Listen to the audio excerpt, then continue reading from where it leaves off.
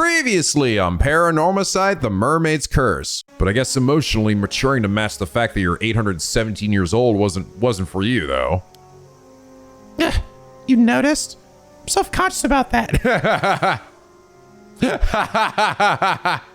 That's a funny fucking line. And now for the finale to Mermaid Swamp! Hello! NicoB! Back with some more Paranormasight, the Mermaid's Curse. When we last left off. Alright, so Koma's a crazy bastard. In fact, is Tomoshige back from the demon dead, except he never died. But before that even happens, Yuza and squad gather together and they all share a bunch of information, including that Sato's, an 800-year immortal. Sorry, Sato, I just gotta drop that shit down. And that's why Ikoma is coming up there after her. Also, Soto shows up and realizing that Ikoma is Tomoshige and that he has the ability to basically kill everybody on the island. We need to come up with a plan. But Soto also seems to recognize that Yuza has got some dude in him or something.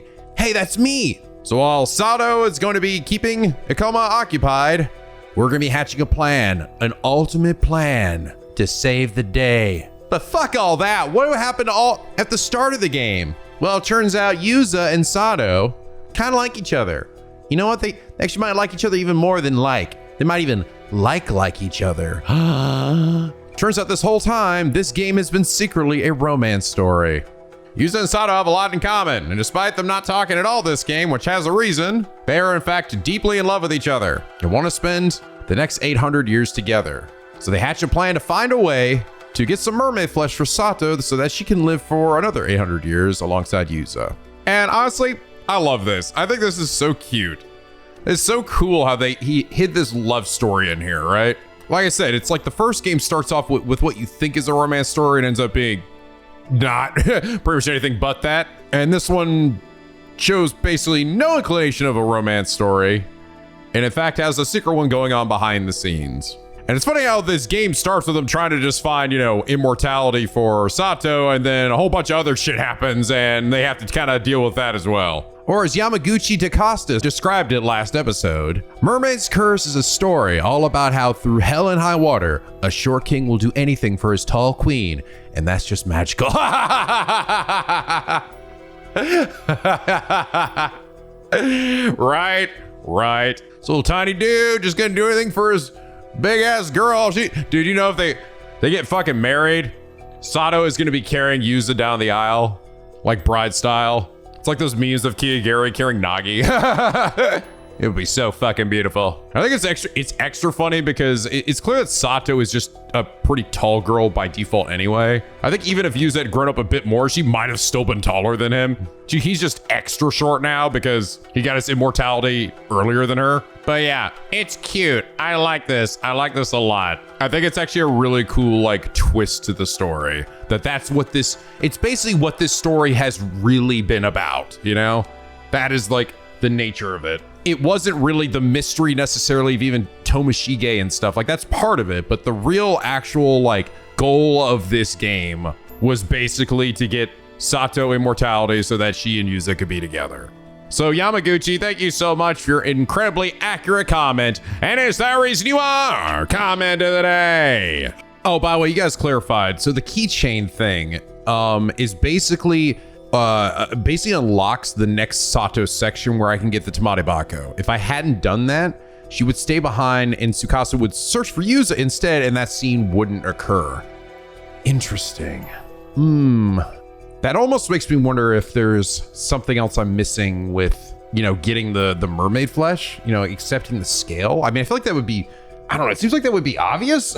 Right? If that is the thing that we're getting the Tamade Bako, right? And it seems like that mermaid flesh would be exactly what we need. I wonder if that would have been, if you hadn't gotten the keychain, I almost wonder if that node would have stayed highlighted.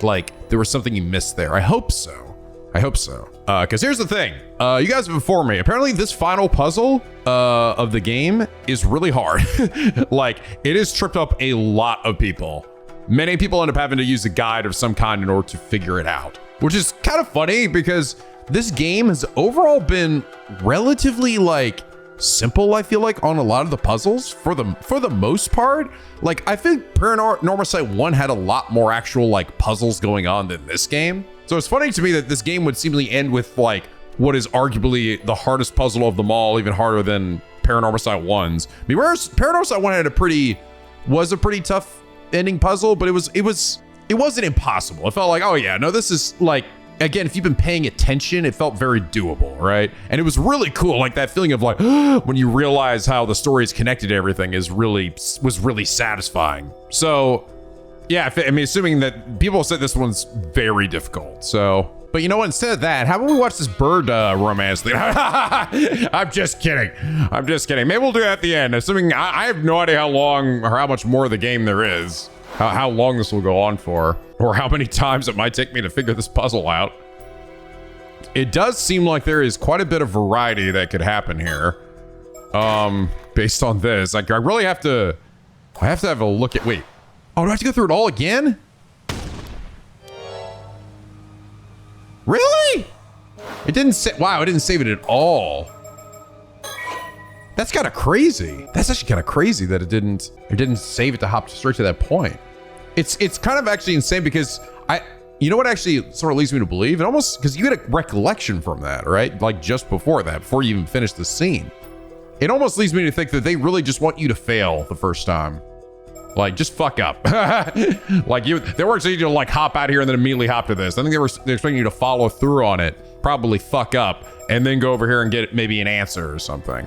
Yeah, I am still also thrown off about this thing here. This really does feel like almost like potentially the good ending of the game being shown to you. And again, I think that's like, if that is the case, that's pretty wild, or at least part of the good ending. This game is something, man.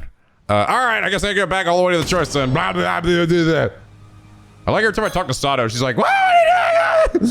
You said you wouldn't talk to me. I also find it hilarious that is when Sato like pulls up here, he like solves the entire plot of the game. Just like right in front of us, making us all look dumb as shit. So choose which of these individuals to enlist and what to have them do, and then select confirm. So this is just like, get a lay of like, what does this do? Wow. Okay. All right. Use Curse, use Shagan, use Feast of Shadows. All right. Use Vision ability. What? Do housework. What? What the fuck? Yumiko, it's imperative that you go do housework right now. It's the only way we can save us all.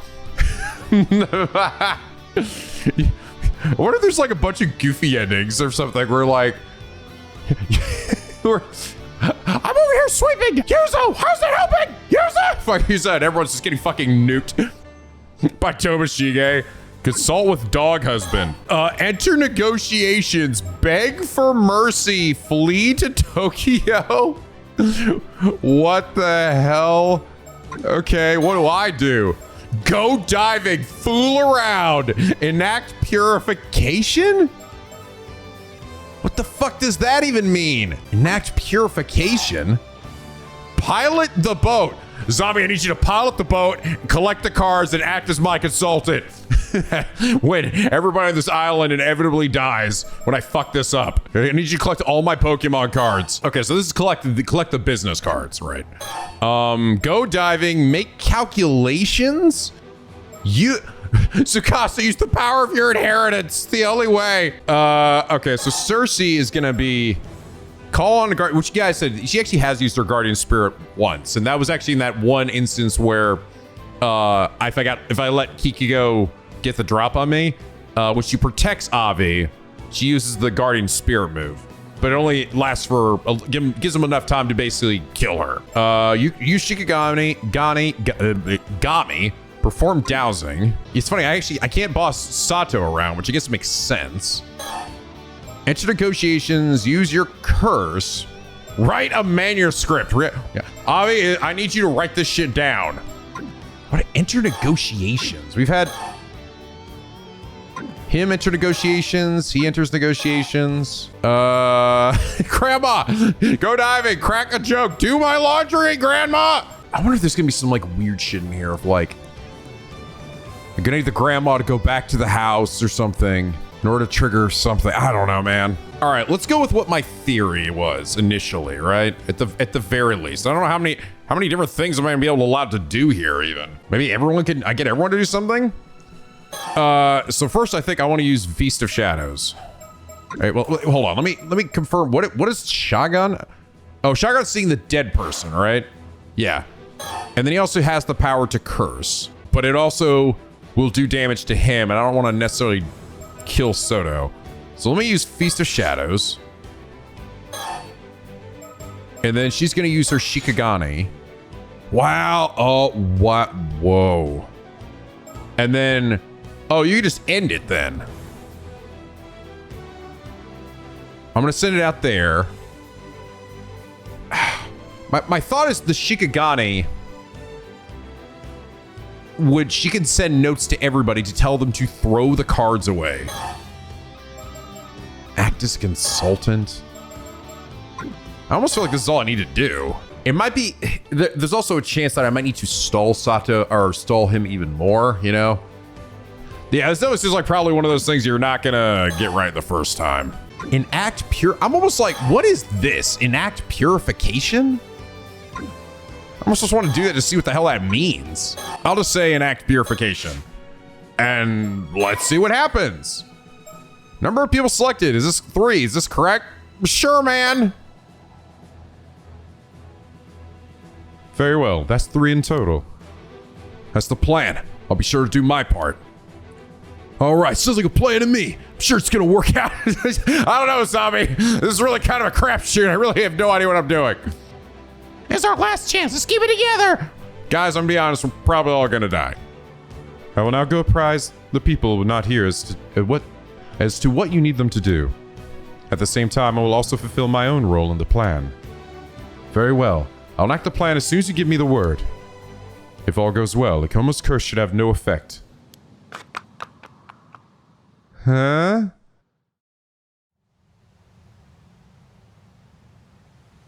What? You selfish little brat! But very well. I'll make you regret that choice. Let's see how long that defiance of yours holds out. Huh?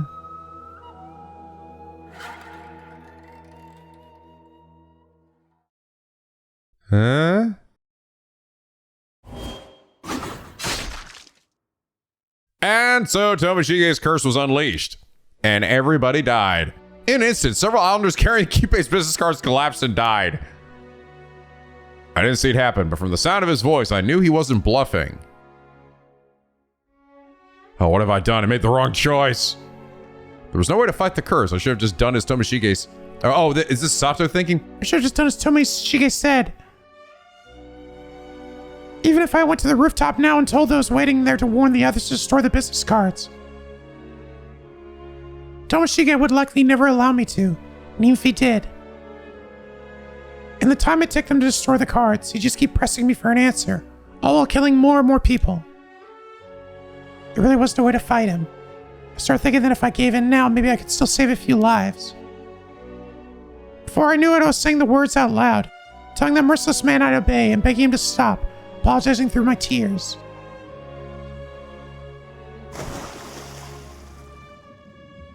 Oh. So before time finally ran out, we sank to the Bamise Bay, fading into foam upon the sea. So this just leads to the same ending then. As the curse that sustained us for 8 centuries at last began to unravel, I felt my senses slipping away. Beside me, Tomashige drifted in silence, his face calm, almost childlike. I stared a smile as he slowly faded away. Yes, the darkness closed in, only an endless burning hatred was left in me, as my consciousness faded into nothingness. Okay, that's just the same thing, basically. You fucked up, user! Forgive me. Yeah, and this, yeah. Won't be able to spend the next 100 years with you. I liked that they had this line here too, you know, that you could sort of get the inclination even before we got the other stuff. Oh. You look like you might need a little bit of help here. It would seem things haven't quite turned out the way you had hoped. Unable to stop the curse of keeping Ikoma, or should I say Taira no Tomashige, you allowed more victims to fall to his curse. Damn, you suck at this. Shut up! In the end, Sato Shironami had no choice but to perish alongside Tomashige. Now then, what could have been done differently? It appears you chose the right people, but you also included a few unnecessary ones. That may have cost you precious time. Next time, it might be best to limit your choices to only those who are truly essential.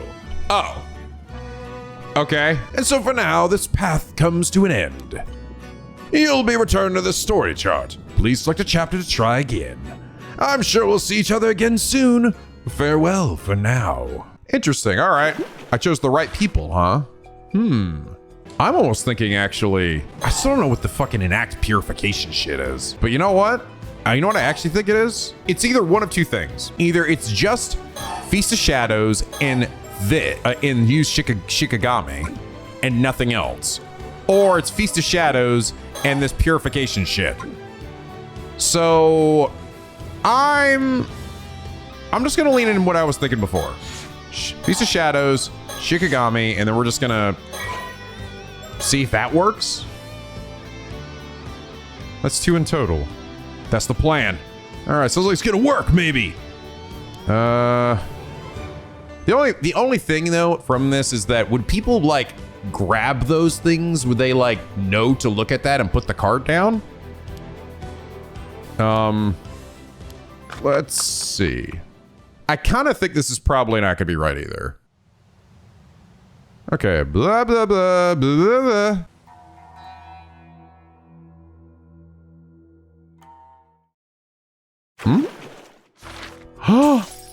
Oh shit, I was right! Hell yeah!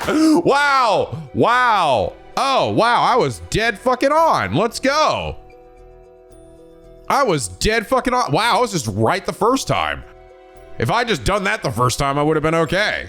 So interesting. So you just have other things thrown in there that would fuck it up. Like having too many people. Wow! Wow! Go me! Cool! Wow! That's awesome. Damn. I'm just gonna say right now, I fucking love this concept that the Feast of Shadows is actually used in the end to save everybody, right? Like, there's so much of this like, this game is the yang to the Paranormasight 1's yin, right? Or it's just like the opposite, right? It is an actual romance story that's not revealed to the end. The Feast of Shadows doesn't happen till the end, and it's actually used to save people and not create a killing game. It's like, wow. Holy shit. Well, that was, damn, I'm proud of myself. I'm proud of myself for figuring that one out. Okay. Shit. Yuza comes up with a plan to prevent Kipe Koma's curse and trust it to Soto Kiryu. So apparently just whatever the hell Yuza was doing with the enact purification thing, just, I guess, overcomplicated it. Even though technically shouldn't everything else have been fine? Okay, now for the moment of truth.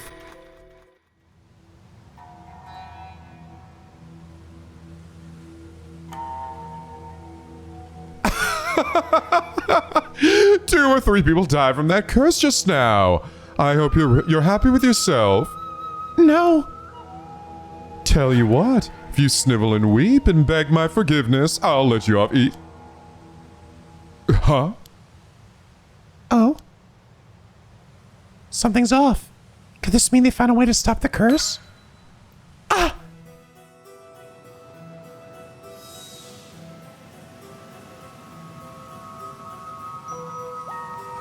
Oh, wow. Badass. God, what the fuck? Paper butterflies? Whoa, I still can't believe what I'm seeing. These cars actually turned to butterflies and started flapping around. Turning a bunch of business cards into a swarm of Shikigami. Well, you could think of something that out there, Yuza. Oh.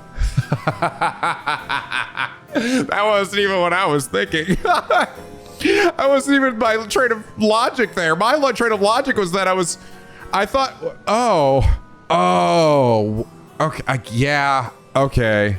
Oh, I get it. So she turned all the business cards to get them out of people immediately. Oh, and they were, that's crazy. And then they returned to, wow, that's even cooler than what I was thinking, bro. To be honest, what I was thinking was like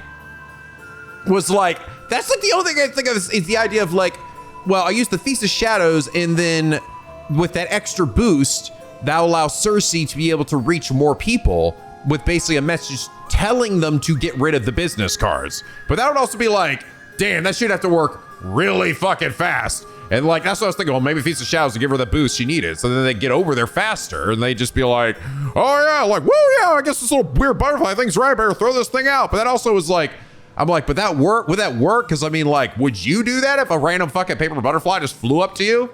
It's like, I'm like, I don't know, this seems like a little wishy-washy maybe. But then it was like, hey, you're right. I'm like, oh, okay.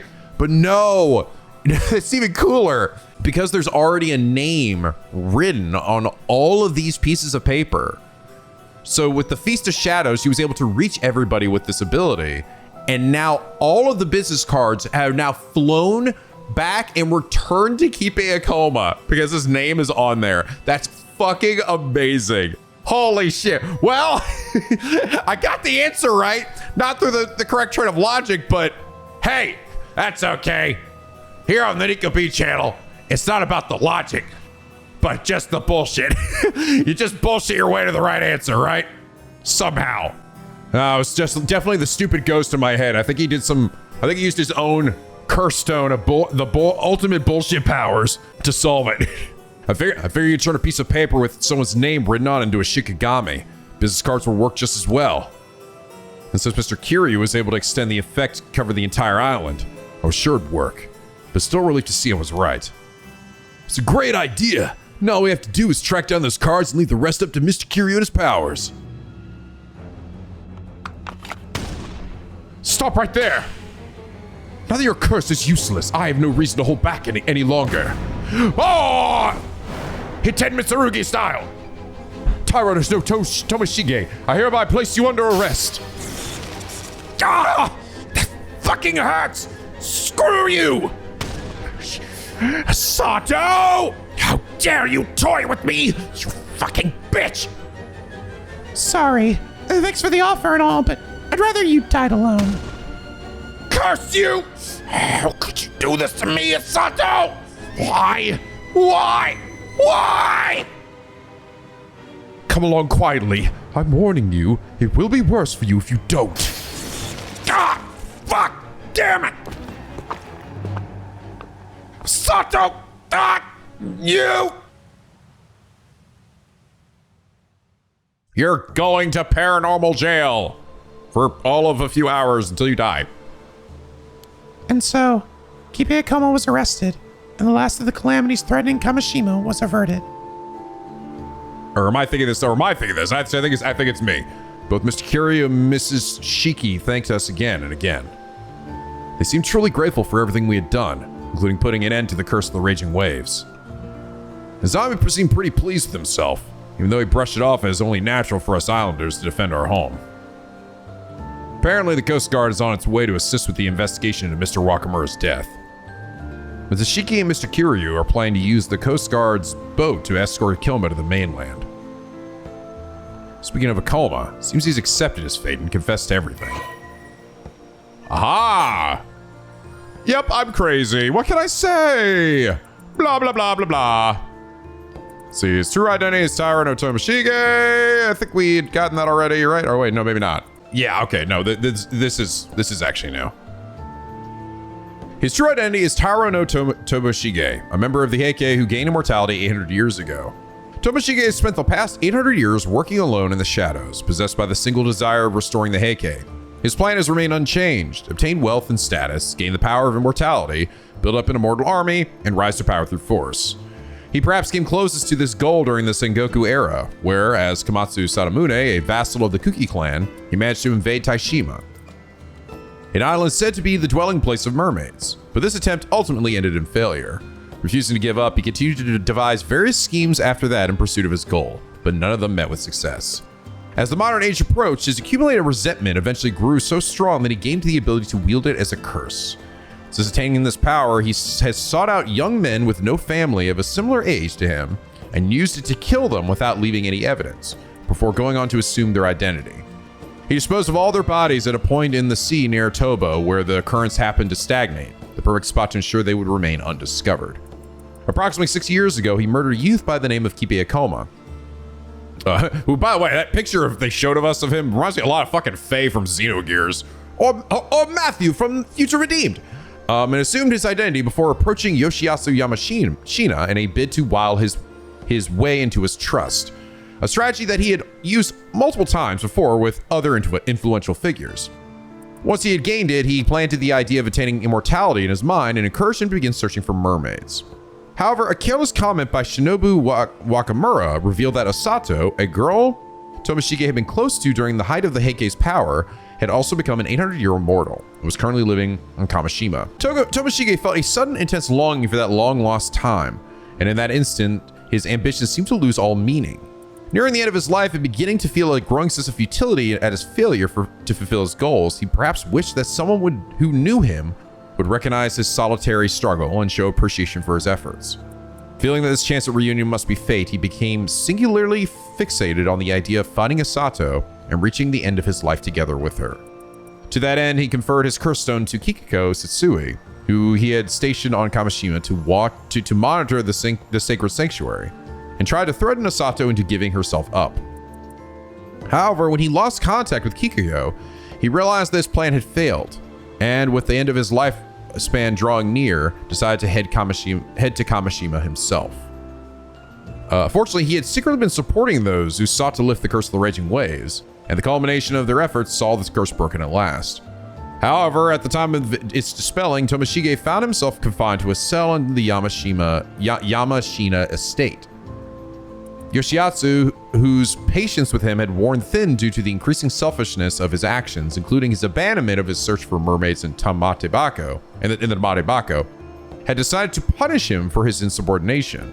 This would prove insufficient to stop Tomoshige. Sensing that the curse had been broken and desperate to reach Kamishima, he used his curse to kill Yoshiatsu without hesitation, having placed the symbol it had used as a target throughout the mansion in advance.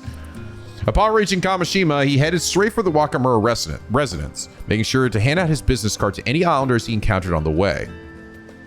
After handing his business card to Shinobu with a pleasant smile, he pressed him to hand over Osato without delay, before using his curse to kill him on the spot upon his refusal. Feeling the end of his lifespan fast approaching, only one thing mattered to Tomoshige now: finding Osato and fulfilling his desire to die together with her. Wow. And while he didn't actually name many names, Kikiko, who was under house arrest after plotting to use her curse to commit murder, is going to be escorted off the island with him. Before Mrs. Shiki and her assistant departed, they summoned me for a private word.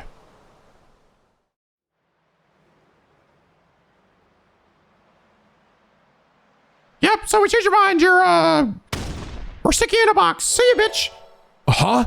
You want me to join the Paranormal Affairs Bureau? It was Soto's suggestion, actually. He's quite impressed with everything you achieved. Interesting. Ooh, that'd be kind of cool. By the way, I just want to say, I'm so fucking thrilled that Soto wasn't a bad guy. I think this bitch is cool as shit. I'm like, please be a good guy and show up in later games. Yumiko too. This shit's awesome. I actually wouldn't mind some of these characters now, because we're getting a lot of cool characters in both this first game and this game. Wouldn't mind them showing up again, you know? Tetsuo, fucking Mio, showing up again. The squad, the A-team. I'm all for it. It would make it easier for you to keep your immortality a secret. Maybe even put it to good use. Wait, are you saying you'll send me into dangerous situations just because I can't die? You know, I actually hadn't thought of that. But it's not a bad idea. I think not, ma'am. That would make it impossible to keep his identity a secret. I know. I was just kidding. A shame, though. The look on Soto's face. I heard that. Even so, Yuza, this would require rigorous training to help you harness and control your psychic abilities. The offer only stands if you are prepared to put yourself through that, and it won't be easy. Still, seeing as you'd be under our surveillance, you'd be able to go about your life with a little more freedom. Seems to me that's not a bad deal for someone in your position, all things considered. So, what do you say? What happens if I refuse? Will you arrest me? Well, we do have to thank you. We have you to thank for wrapping up our investigations here. So if you prefer a quiet life on Kamishima, we'll turn a blind eye and leave you be. But just so we're clear, At the first sign of you being on the move, we'll be on our way over here to take you away. I just actually realized I never actually got an explanation as to the scar on Yumiko's neck there. Never really got maybe it's just a byproduct of her turning into a human or something. Wait, the first sign of you being on the move? Well, dude, I can't stay here forever. Okay, I understand. In that case, I'm going to need some time to think this over. Would that be all right? Really? I thought it'd be an easy decision. Wait, so if you procure a quiet life and she will turn a blind eye, just to recall, the first sign of you being on the move will be... I mean, I guess I get it because it can't risk this secret coming out. But at the same time, you also realize I can't stay here forever. Like, and look like this. But I suppose there's plenty of time. Just contact me when you've made up your mind. If I just like put on a fake beard or something, you know? Maybe people think I'm an old man. Oh, before I forget, there's something else I've been meaning to ask you. Yes? The funny thing is, I wasn't planning on coming to Kamishima at all today. Then out of nowhere, I changed my mind. That wasn't your doing, was it? Huh? What do you mean? See, I kept getting the feeling I was being watched, or even manipulated. Oh. Especially this morning, when I changed plans and set out for Kamishima. It didn't feel like my decision somehow. It was almost as if someone was guiding us here. Oh, actually, I felt something similar to that as well. I thought it was the Tomokazuki doing it, since it only started happening after that encounter. But why would you think it was me? I don't know. Something about it reminded me of you. Like it was close to you or something. I think my theory is correct here about this too. I think I am.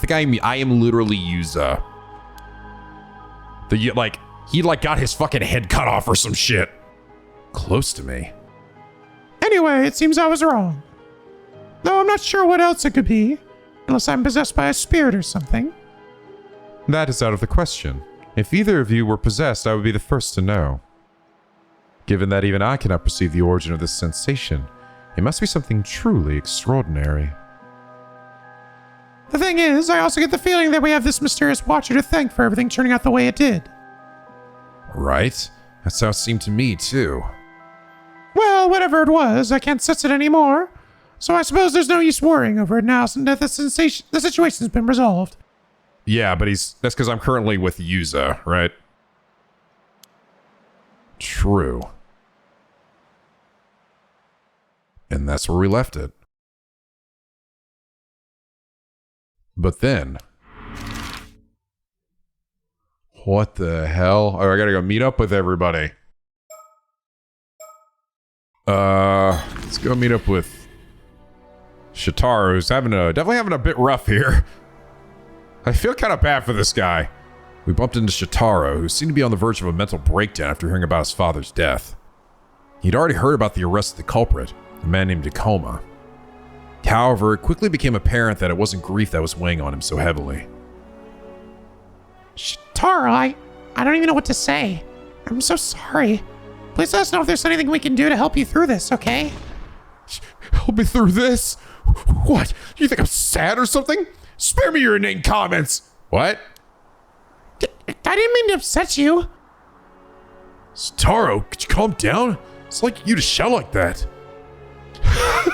As if you plebeians can understand my troubles. But since you're here, Sato, pack your belongings and get out. I won't have you in the house any longer. Wait, what? You're immortal, aren't you? You're not even human. It's disgusting. As for what do we discuss this afternoon, you just forget about it. Now that old man's gone, I have no obligation to care for you. You're a plague upon this island. I hope I never see your face again. What the fuck? Then I guess there's nothing left to say. What gives, Shitaro? Why are you being so horrible all of a sudden? Yeah, Shitaro. Being a real jerk. Did you have to go that far? Oh, shut it. I can't afford to be nice anymore. Not when I expect you to understand that. You have no idea what it means to inherit my old man's legacy. Pretty sure it means you're lucky. He was loaded, wasn't he? Shows what you know. Let me tell you something about my old man. He was good at what he did, but reckless. He racked up heavy debts, walking a fine line between huge payouts and total ruin.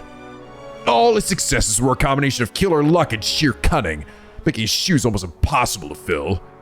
Not only that, but he had his fingers in a lot of shady pies, from loan sharking to land speculating. That kept him just this side of the law. Whoa, really? Taking over for him means shouldering all of those risks myself. If I can't cut it, it's a one-way straight to bankruptcy. That's what the old man saddled me with. It's all up to me now. There's no way out. Shitaro. Isn't turning the inheritance down an option? Are you out of your mind? If I did that, I'd have nothing left. And after the upbringing I've had, I couldn't handle being poor. Damn it all. What am I to do? Hey, Shitaro? If it helps, I sort of get how you feel. You? What can an impoverished nobody like you possibly understand? Jeez, with this... Wow, no, this guy turned out to be a real piece of shit. So just pretending to be nice, basically? He is, in fact, just a snooty rich kid? Well, you see, I'm kind of in the same boat. What are you saying? Oh, you're talking about the thing you found out about today, huh? Yeah, guess Shitaro's the only one I haven't told you yet, so turns out.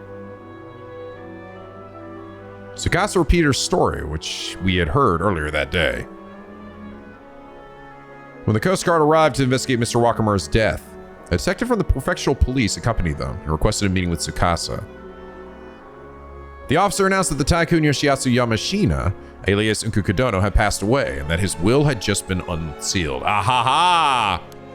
It stated as follows: I, Yoshiatsu Yamashina, hereby bequeath all my assets to Tsukasa Awao of Kamishima. Yep. An official notice would be sent to her at a later date, but the officer had thought it best to give Tsukasa a chance to prepare herself ahead of time. As soon as she heard the news, Tsukasa's mother let out a whoop and raised her arms in a victory pose. Aw. She made quite a spectacle, jumping for joy and shouting things like, "Take that!" and "Jackpot!" and "I knew he'd pay off sooner or later." Shocked and confused at this previously unseen side of her mother, Tsukasa had bolted from the house without a backwards glance. Aw. What? You mean to tell me that you are going to inherit Yamashina's estate? All of it? It's a mystery to me as well. He was like really famous, right?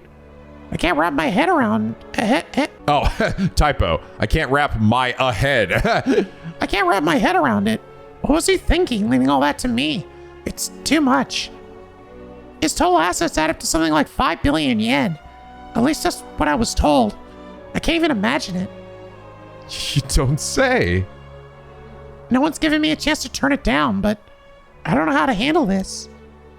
Still, he did try to kidnap Sato, and who knows what other shady stuff he was up to. Get a feeling I should take responsibility. Tsukasa, are you seriously gonna accept? I guess so. I feel so lost, but I mean, Shitaro's in the same boat. Well, it's a big deal. You'll become a millionaire overnight. You'll be like a celebrity. You won't have time for us little people anymore, huh? Huh? I don't want that. If I can't hang out with you guys, I'm turning it down. Aw. No, Tsukasa, that heiress is yours, as it should be. There's nothing to fear. I'll help you. You mean it? I'd be super grateful, but... Of course. I've always known you were a clever girl. I have no trouble handling Yamashima's estate. In fact, why don't we be partners? You could be my girl, my fiancé. Huh? Oh boy. What the hell, man? You can't just pop the question out of nowhere like that. Unkukudono was one of my old man's backers. I'm sure it wouldn't be easier to manage our estates if we combined our wealth. Well, this guy's just a sack of shit. Oh, but No. Oh, Tsukasa, come on, man. He's not worth it. He's such a sack of shit. Even she had a crush on him, too. It's like, no, you deserve so much better, girl. Come now. There's no need to be coy. I know you're fond of me, Tsukasa. Huh? How did you know? What? You wound me. How could I miss the heat of your gaze? I'm not so unfeeling as you suppose. Besides, the feeling's mutual. You've grown to an attractive young woman. Don't think I haven't noticed. You have? I mean, Oh, this is all too much. Tsukasa. I hope Tsukasa ends with like a zombie or some shit. This is our chance, don't you think? We've known each other for so long. There could be no doubt we're a match made in heaven. Oh gosh, what should I do? I don't know anymore. My mind's gone blank. This is just too much. I need some time to think. Aw. Tsukasa, wait up. Even your blush is adorable. I'll be waiting. Don't disappoint me now. That's enough, Shitaru. You're taking this way too far. Oh? Do you have any idea how much Tsukasa cares for you? Her feelings for you are real. I understand her feelings perfectly. Better yet, I reciprocate them. Don't tell me you have an objection. You bet I do. You're just using her. Anyone can see that. The timing's way too convenient. If you go through with this, you'll just end up hurting her, you heartless jerk. Not only are your manners lacking, but your wits as well. You are mistaken. My feelings for her are genuine. You liar! You like you were drowning till you found out about her inheritance. There's no way someone as selfish as you can make Tsukasa happy. I suggest you drop this. Frankly, it does not concern you. Zami. Must I spell it out for you? This is between Tsukasa and myself. Keep your nose out of it. God damn it! Well, now that we understand each other, I'll take my leave. Fucking look on his face. And off he went. Oh man. But there was more to come. What the fuck? Okay. We gotta do something about that, I feel like. Okay, now what?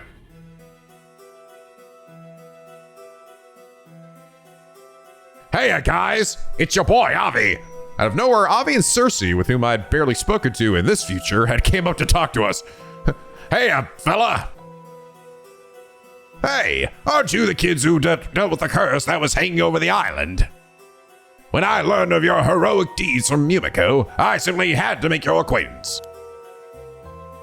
Oh, nice to meet you. I've actually heard about you as well. Oh, you hear that, Cersei? Our reputations precede us. I wouldn't go that far. We just stand out too much. Oh no, I've only heard good things, I promise. You're Arnave, right? The fantasy author who's come to Japan looking for adventure. What's that? Did I hear you say the bachelor fantasy author whose novels don't sell and who had to empty his savings to just visit Japan? They both say, humbug, I say. Stick a sock in it and mind your own beeswax. I love Cersei's little face. Now that's just creepy. How do you know my catchphrase? I assure you that was the first time I've uttered those words on Japanese soil. Whoops. Guess it just came to me. It would appear you have a mysterious secret up your sleeve, user. Who, me? No, But setting that aside for the moment, there's something I'd like to ask you. This afternoon, I was struck by the sudden desire to visit this jetty. Might you have had something to do with that? Huh? You too? You mean I'm not the first? Yeah, someone else asked me that as well. But I swear I haven't done anything. I see. Another question. I hear the request to put Cersei's Shikigami ability to use came from you. Mind telling me how you knew about that? Well, I guess you could say that Tomokazuki is responsible for both of those things. The Tomokazuki? I see. So you encountered a Tomokazuki bearing the memories of a different future. And you believe that this same being, or creature, or what have you, has secretly been guiding all of us ever since. Huh. I've never heard of anything like that before. That would explain how you knew about Cersei's Shikigami. If your theory is correct, I suppose we should all be grateful to this Tomokazuki for bringing about such a peaceful conclusion. But on the other hand, I nearly died because of this. Really? So what? Last I checked, you're still kicking. Yes, well, one can't help feeling a little used, as it were. Though I suppose I ought to be thankful for my life, nonetheless.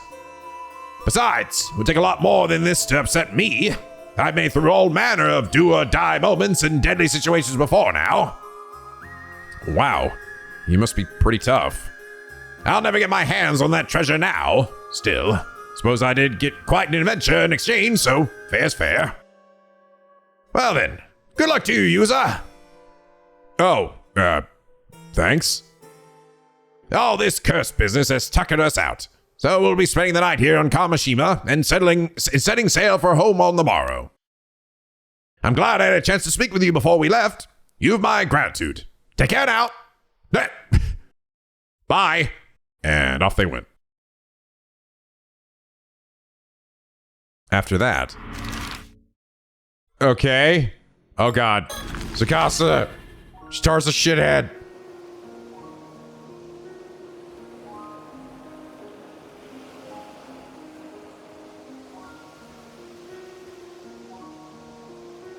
Later, Tsukasa called us together, saying she needed to talk to us tonight.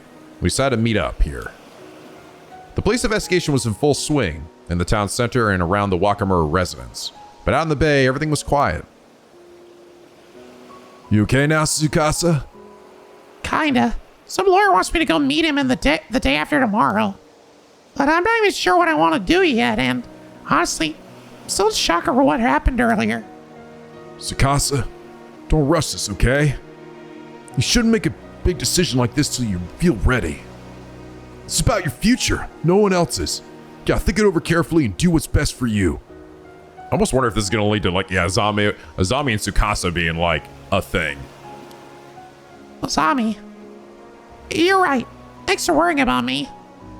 But I didn't call you guys out here to talk about that. Sato, there's something I gotta know. Oh, okay. What is it? See, I overheard a bit of what went down with the coma when I was up on the roof earlier. You've been alive for 800 years, right? And it sounded like your lifespan must be coming to an end pretty soon. Was that for real? Sorry. I didn't know how to tell you. So it's true. Yeah. I don't remember anything from that far back, but I've always known how long I had left. Liar. Seriously? How long? I think tomorrow might be my last day. Tomorrow? Yeah, tomorrow night. This body of mine will fade away like a spray of sea foam. Why didn't you say something? There's so little time left. Is there anything we can do to delay it? Come on, please tell me there's some way to change this. What? Oh. I can't pick anything. Hey, I'm gonna use my cursor. Pick it. Pick it. Pick it. Come on. Come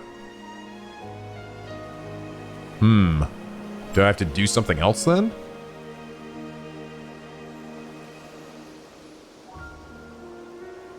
Or may I have to see how this plays out first? Aw. I wish I could say otherwise, but there's nothing we can do. No, I don't want to say goodbye. Please don't leave us, Sato. Wah! Sato, Tsukasa. Please, there's no need for tears, Tsukasa. The truth is, I'm content with this. You are? I am. 400 years ago, I became a sacrifice to protect everyone from the curse. And now, not only is the curse of the raging waves broken, but so many other problems have been resolved as well. Like with the mermaids and Tomashige. After all this time, everything is finally settled. Kamishima is finally safe. It's a happy ending. Thanks to you guys, I fulfilled the purpose of this long life I was cursed with. It actually meant something. For that, I can't thank you enough. Stop it, Sato. That's not true. Huh? All that is just stuff you got mixed up in. You never asked for any of it. So don't say you fulfilled your purpose. This isn't happy ending at all. Shouldn't have had to go through any of those things. None of it was your responsibility. Sato, from the moment you were made an energy immortal, you've just been used. She's right, Sato. You deserve a way better life than that. If all you've done is get dragged into Tomoshige's schemes time and time again, it's just too sad. Look, be honest with yourself. Are you really content? What about your happiness, Sato? And there's the thing too, like, I mean, she's got the Tamate Baka, right? So like, I'm kind of surprised, like, I don't know. There's always something there though, right? Something I should be able to say there, but maybe I almost feel like maybe the game is expecting me to do this first. My happiness. After being forced to live for centuries, this can't be how you want things to end. You haven't had a chance to do anything for yourself. If you don't get to live happily, at least for a little while, after all you've been through, it'd be so unfair. I couldn't stand it. Oh. Thanks, Tsukasa. You're the best friend I could ask for. But when I said I was content, I meant it. I really am. I was never supposed to live in this modern age. When I gave my life to end the curse, I thought that would be it. But it wasn't. I got to experience a time unlike anything I've ever known. I meet so many people. Every day has been a whirlwind of activity. Above all, I made some really good friends who care for me so much they'll even cry for me. I've had so much fun these past few months. I can't even begin to describe it. It's a miracle. I've been happier than I've ever thought possible. So I have no regrets. Seriously. Sato, I'm so sorry. I feel so powerless. Just wish I could do something for you. Me too. I'm sorry, Sato. If only I'd known. I've been so wrapped up in my own problems. Oh. You know, I've always been the one left behind. I never had anyone to grieve for me. Turns out it's a pretty nice feeling. Being the center of attention suits me just fine. Don't hold back now. Jeez, Sato. Only you could say something like that at a time like this. Oh. Sato. Yes? I'm so sorry. Seriously, I feel so bad. I wish I could have... I just... Yuza. Oh, I didn't know you were such a crybaby, Yuza. Come on, can't you be your usual goofy self? I really could use a laugh.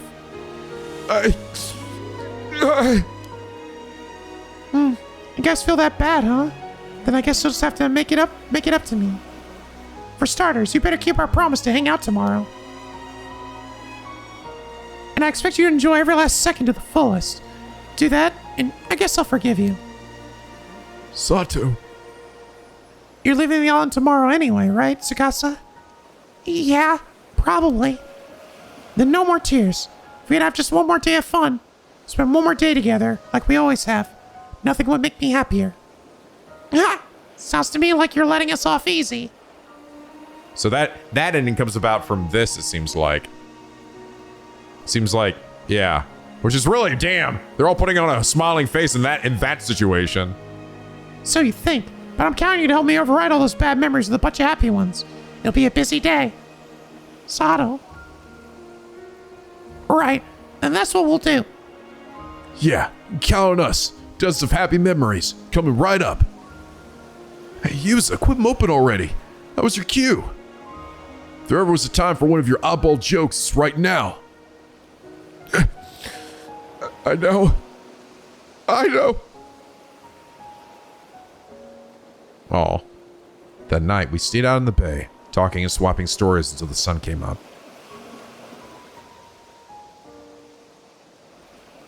There was a rule.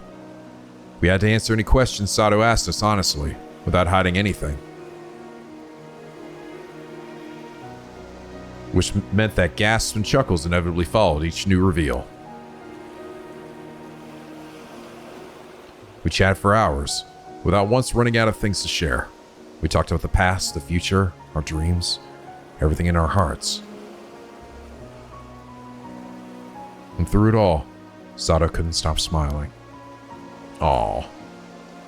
As for me, I was determined to etch every detail of Sato Shiranami into my memory, every word and gesture, every expression on her face.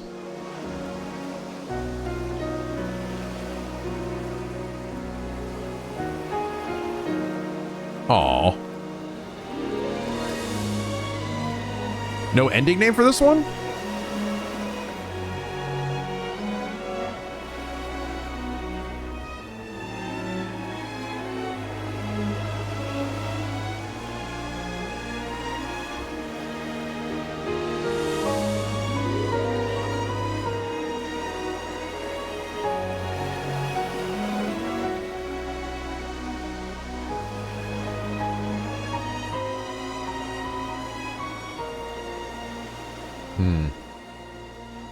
Storyteller? Well, that's a bit of a bummer. And then, the night after our meeting, Sato took a boat and went out into the bay alone, saying that she didn't want any of us to see her disappear. Oh, that was the last we saw of her, before she abandoned her transient form to the gentle waves and left this world behind for good. However, before she departed, she told us her final wish. I vowed to carry it in my heart throughout the centuries that lay ahead as my own personal curse, impossible to dispel. It was a simple wish, in Sato's own words. Remember me until your last breath.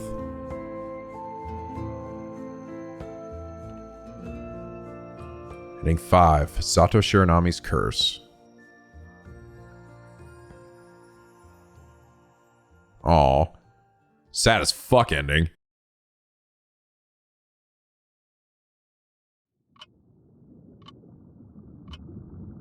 Well, that was a buzzkill.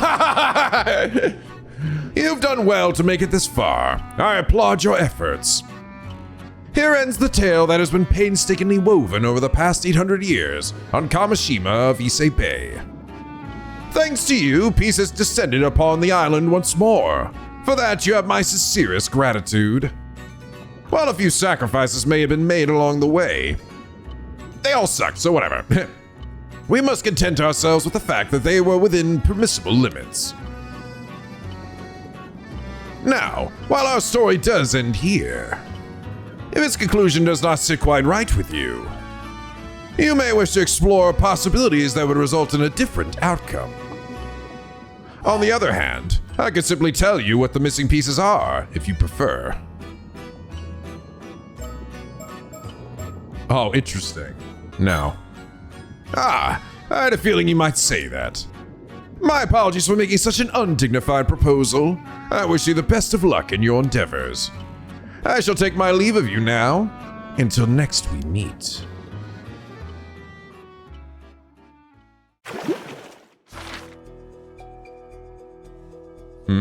Alright. So, conclusion made, and wait, so this really is just after that, huh? Is there anything here? No, just the fireworks, and that's it. So it's funny, it does sort of technically show us that ending. So let's see, real quick. So if I go back to... Start from the base, start from the storyteller, interesting. So am I still locked out? I am. Okay, so... We've got to unlock myself here. How are we gonna do that? Let's see if maybe going back here... It's funny to me that she could get the Tamade Bako and then just be like, have it and be like, what do I do with it? See what showed me, here it is. There's something about it, I can't put my finger on it. Really, it's just as beautiful as ever. I shouldn't just take it, so let me put it back on the shelf where it belongs. Part of me almost thinks that I need the information. I need to know what this is. Like that is like the missing piece here. It's this thing. but I need to know that this is the thing that I need. Can't put my finger on it. I'm almost wondering if... Let's try going back to a period with that piece of flesh. And we were doing that in one of these scenarios, right? I guess I can also just see what happens if I fail this. Not get the Tamate Bako. Got it all wrong. Oh, then why are you after a mermaid? Well... I want to meet one. I want to thank one. I want to thank one.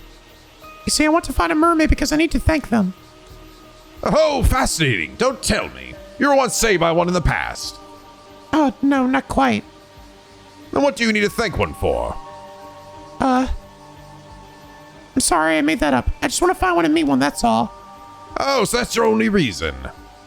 So do mermaids really exist? As it happens 400 years ago, there was an island here, Taishima. Okay, and then they left. Oh, can't linger on this out much longer.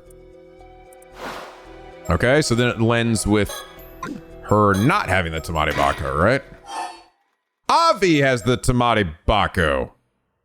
Interesting. Interesting. When I come back to this thing, I don't actually see Avi up here. There's my keychain. Does Avi not show up this time? He doesn't. Interesting. He doesn't actually do that. So, okay, what happens if I kill her then? Can keep the Tamate Bako. Okay, gonna murder her real quick. Now, does that change anything? Still not out here. You know, I bet everyone comes in here and looks like in every square inch of this fucking room. Being like, all right, what the hell does the game want me to do here? Thinking to yourself. And it seems to me like... It seems like to me the information is just like... She doesn't seem to... It's just funny to me that she wants to get the Tamate Bako, but it's almost like she doesn't know why she wants to get it. She just wants to get it. So anyway, I got it again because it didn't seem to change anything. It doesn't seem to be affecting my scenario over here. Unless... it changes the decision depending on who's alive and who's dead, or if he doesn't have it. No. Yeah, I think it's what you know. What I think makes this difficult too, is the fact that the UI hasn't like highlighted anything other than these ones, right? Which don't seem to really go anywhere at this point. So my inkling is that this could have something either to do back at the underwater game again. Let's check all these scenarios to make sure that they all have check marks next to them. They should, because they technically are all not highlighted anymore. Back to the minigame. I gotta get to be level 100. Most wondering if it's in Ryugu or something. How about if I don't offer the mirror? Shouldn't rush them. Gotta keep a cool head. What if I turn back? Anything? I don't seem to be able to do anything else here. So an interesting thing I've noted here. You only get Avi showing up here in this area if, one, you didn't kill Kikiko, and two, you... Sato got the Tamate Bako. He doesn't show up here otherwise. However, I'm not really sure if I get anything from this, really. This exchange. They're just kind of like, yeah, all right, well, that was some shit, wasn't it? Other than, yeah, you're harassed by a ghost too, huh? All right, bye. You know what? I'm sort of feeling like I might need to ask this guy, because I could use a hint. Okay, on the other hand, I could simply tell you what missing pieces are if you prefer. I could use a hint. Very well, then listen closely. What you need to do is procure a piece of mermaid flesh that still maintains its ability to grant immortality. Yeah, I sort of gathered that. To that end, you will need to ensure that Sato Shonami has the Tamate Bako in her possession, right? Ah, but I see you already have the Tamate Bako in your possession. With the Tamate Bako in hand, all that remains, of course, is to encounter a mermaid. How else could you hope to attain some mermaid flesh? You yourself have encountered a mermaid before. Scour your memories well. Your past memory of a mermaid may be somewhere among them. Why not begin your search there and see what there is to be found? That's all I have to say to you at present. Encountered a mermaid before. I mean, I guess you could say Yumiko? Technically, but she's not a mermaid anymore. I feel like that, again, that's what I was thinking, like a Yase, right? Like her spirit. Okay, so a few thoughts here. Again, I was looking around there and I thought maybe... Actually, I'm curious. When you go back here, does that get a check mark now? No, it doesn't. I don't suppose I could just encounter it down here. But I don't know if she has... a corporeal form for me to actually... I mean, she's like an echo, right? I guess you could just say Yumiko then. But then how would I get that from her? And to be fair, I can't really control... I'd almost have to willingly give it up as Yumiko? Do I need to like be in control of Yumiko and give a piece of her? I mean, I don't think that's gonna work though, right? She's not a mermaid anymore. Yeah, he basically sort of told me kind of everything I felt, which was like, yeah, you need the two pieces. You need a mermaid flesh, you need that. But the thing is, I think what it is I need to get Yuza to get it. I'm thinking what it is that the scale that she has is not, it maybe cannot grant immortality anymore. We did technically see also the ghost over here, but I don't know unless she fucking leaves me some shit. She's like, hey, I'm gonna drop some shit over here that you can like grab. That would be interesting. Actually, you know what? I wonder if there's any way could I like, maybe I have to specifically do it, not in this minigame, but in the minigame that happens before I go down the hole. Because, bro, I tried the Ryugu game version, and I looked around the ground, and I tried to do something else to interact with her, but it didn't work. So maybe I gotta do specifically the diving here. Because now I have the mirror, too. I don't know. Here's the mark again, too. I'm not getting anything here. Maybe I should try to make an offering of the mirror near the archway. Let's try this. There goes nothing. I didn't try this before. Nothing happened. Did that do it? No way. I must have done something wrong. Clearly didn't work. Maybe I should take another look around or something. Okay. Okay. No, that's just one option I never even tried to do because I always got the ghost to show up first.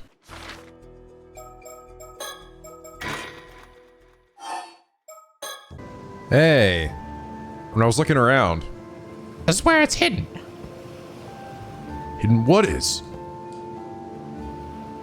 Amara, your mother left us.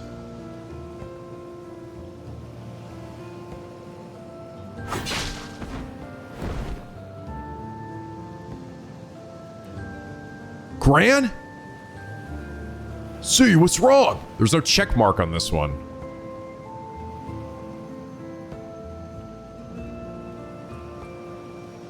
Ah! Do I even Chie? The credits are rolling on this one, though? What? Oh, what the hell's happening?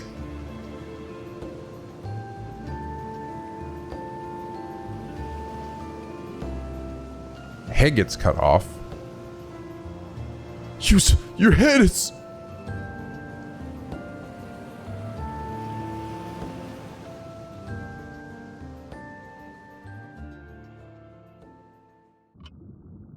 What?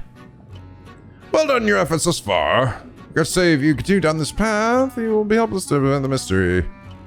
Yeah? Wait, what? That's just nothing. Did you do that already? Oh, that was weird. I had no check mark on that. I must have, okay, that must have been just something I missed. But I did actually find something that didn't have a check mark next to it, which means that it is possible to have these stamped and still have not everything checked off. So that might help me, potentially. Actually, no, you know what? I think I am still on the right track. I still think it is that fucking mermaid flesh. I think that is it. But it's like, seemingly convincing her to take it or Yuza to take it. I'm almost wondering, is this gonna be like some meta shit? Maybe. Because I feel like I've done everything that there is to do within the confines of this game.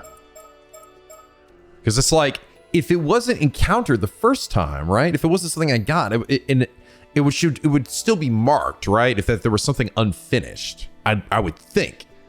It was like, okay, now I've acquired the information, but like, nothing's changed about that though, right? Like, I guess it's just suggesting that skill won't work. Chromatic aberration, turn that off. I'll solve everything. No. Brightness, just the fucking... No. What? Wait, is that?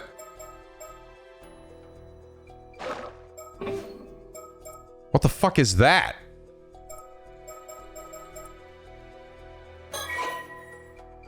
What the fuck? Are you shitting me? Are you for real right now? What? Oh my god, it is some meta bullshit. There's a secret fucking slot down here.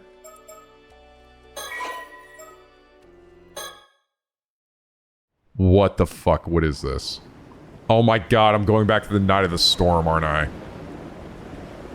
I still have that message you left me, you know. Wait, you do? But it must have dried up ages ago. The thoughts I wove into it should have faded, too. Surely you can't hear the message anymore. Yup, I can't hear a word.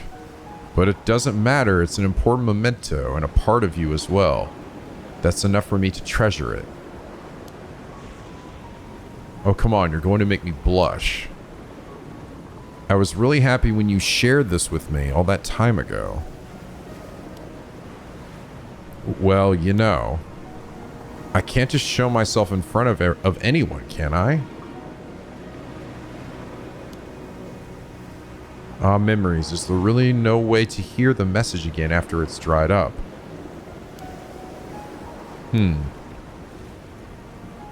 If you found a way to return it to the environment of the eternal world, it would be restored to its original state. You might be able to hear it again. Oh my god. Oh, you can do that? Using the Tamade Baka would probably do it. Oh, but I don't think a normal human would be able to hear the message anymore. Sorry, I guess it's impossible after all. Oh, that's too bad. But if you were a spirit, you might be able to hear it by retracing the echo it left in your mind.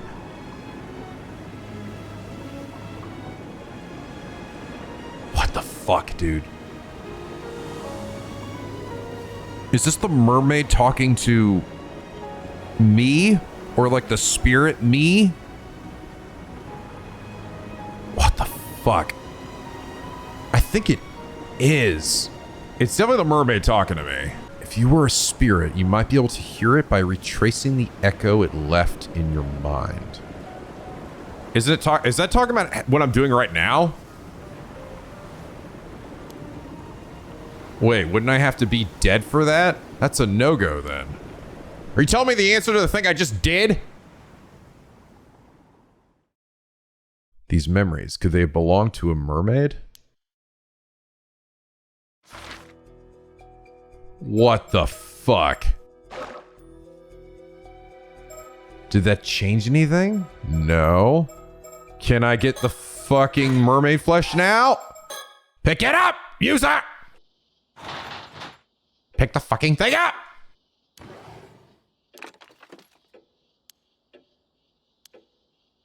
Oh, fucking finally! Jesus Christ! Oh my god! Put it in the fucking Tamade Baka, you idiot! Oh my god! Fucking finally! Damn it! Bro, that was some insanely obscure horseshit. That was like, the player knew what to do, but I had to convince the fucking ghost guy in the game that I'm controlling what I had to do. It seemed pretty fucking obvious, I'm not gonna lie, you dumb shithead. Or at least it was worth a try. I still like that Sato got this thing for some reason and was just like, well, I got a box, cool.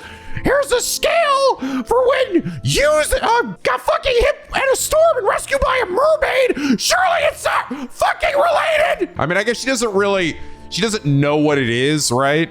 But shouldn't I, at this point, the fucking ghost omniscient man, know what it was? Did I really even need this thing to tell me this? Holy crap. Okay, there. Eat. Okay, it's in. I don't know, this felt sort of unnecessary. Because, okay, so the memory bit God, I was still on the right track. So I'm like, this feels right. Like, it's like some state needs to be gotten. I find it a little weird because I maybe unless I'm misunderstanding it. Did it actually, yeah, it does. Okay, it did have it in the message log here. If you found a way to return to the environment of the eternal world, right, put in the Tamari Bako, I know. If you were a spirit, you might be able to hear it by retracing the echo it left in your mind. Which, to me, that I think it's explaining how I'm doing this, which is kind of, which I find funny. Because, like, I feel like I needed more of an, I feel like the fucking storyteller should have been a little more specific there. I'm actually almost like, I just bumblefucked my way across that shit. Like, because at that point I was like, I think I've done everything. Now I have to start thinking meta-wise. Just like scroll through the menu until maybe something occurs. But like, how would you normally figure that out? How would you know that there was a fucking save slot down here other than just bumblefucking around? That was a little, I mean, I get the idea because this was something that was mentioned in the first game, if I remember right, where like and we do something similar in the first game also, where there is because save slots are meant to be like your memories, right? So it's suggesting that there is the echo of a memory left in the save files to load, right? I get that. But I think this one's expecting a little too much of people. This is okay. I think this is the actual puzzle people must have struggled with, right? This had to be. The other one was tough but doable. I think this is the one that really I probably fucking fucked with people, because that's, yeah, fuck, man. Again, I just stumbled across that shit. I feel like I think this line should have been said outside of that cutscene with the mermaid. I think that's what that should have been like. I think the storyteller should have said that to me, and then I almost could say it still would have been mega hard. I still think that would have been stretching it a bit, but at least it would be something. Here, really legit. I'm like, what? How was I supposed to figure this out? Legit, I don't know how the game expected me to know this. Even having played the first fucking game, that shit's like still like mad fucking obscure. Anyway, all right, put it in there. Nothing happened. Darn. Wait longer. Just wait a little longer. Nope, still nothing. Wait longer. Just wait a little longer. Wait till the end of this game if I have to. Nope, still nothing. Wait longer.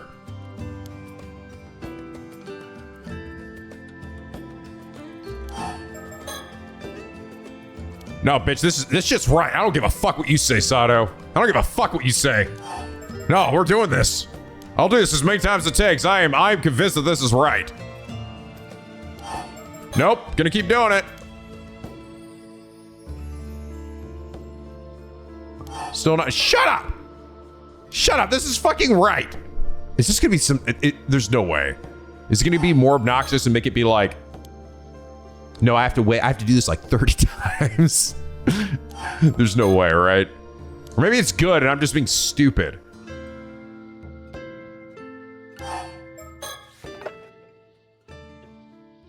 It's nice nothing's changed.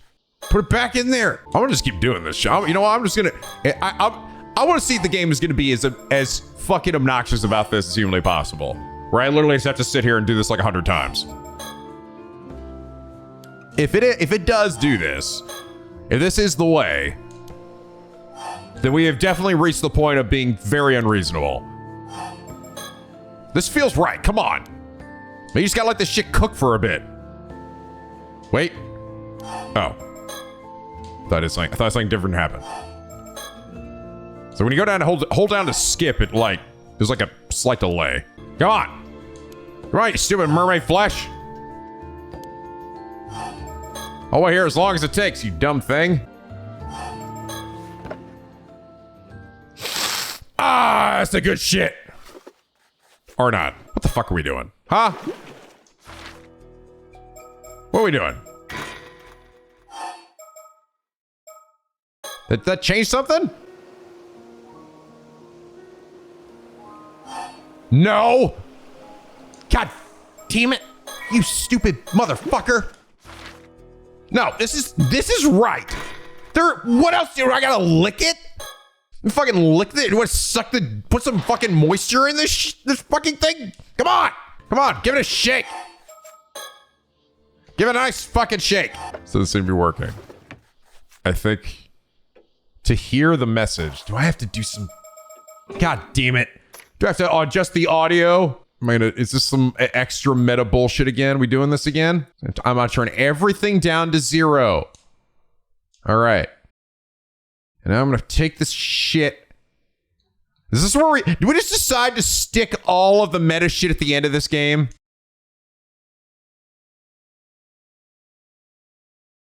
Wait longer.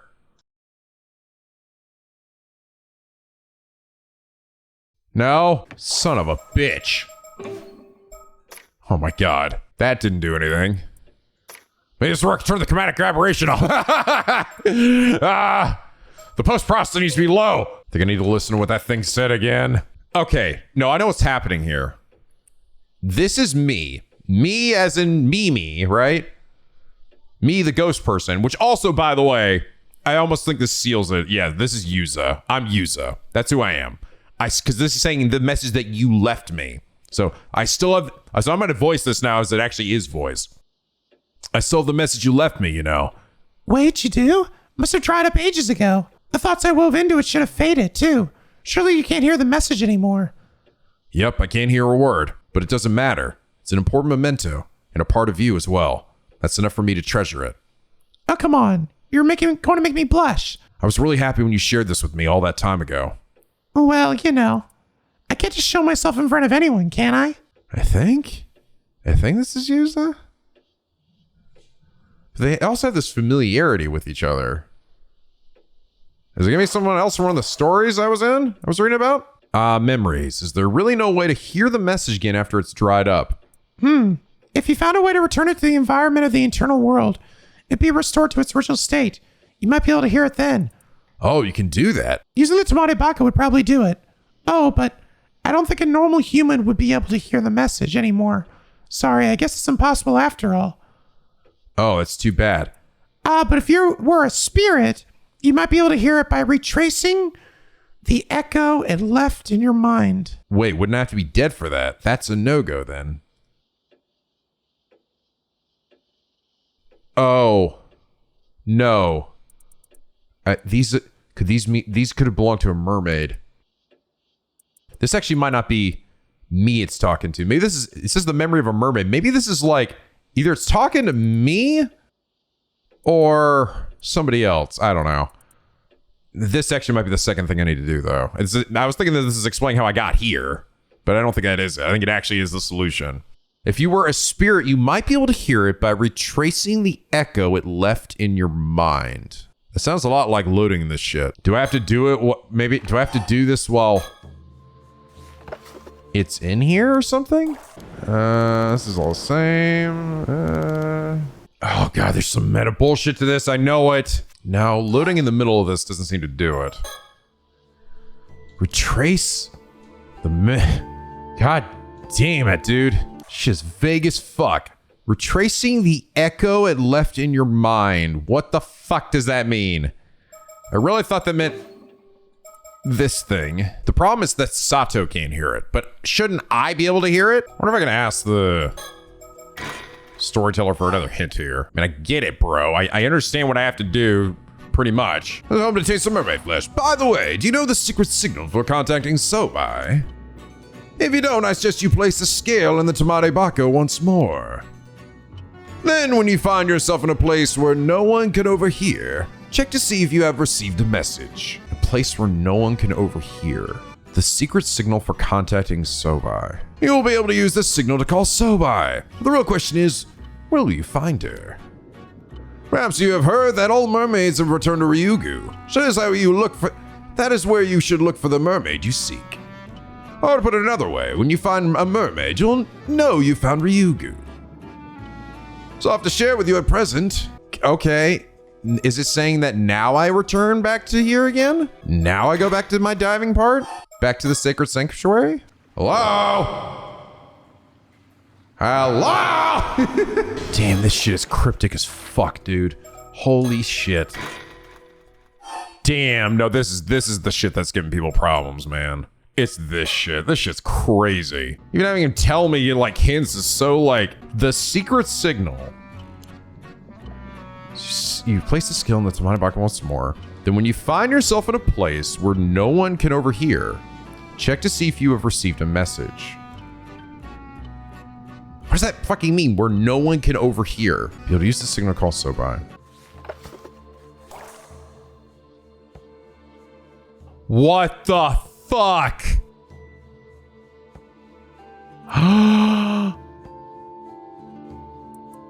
Oh my god, this shit is fucking crazy. Oh my god.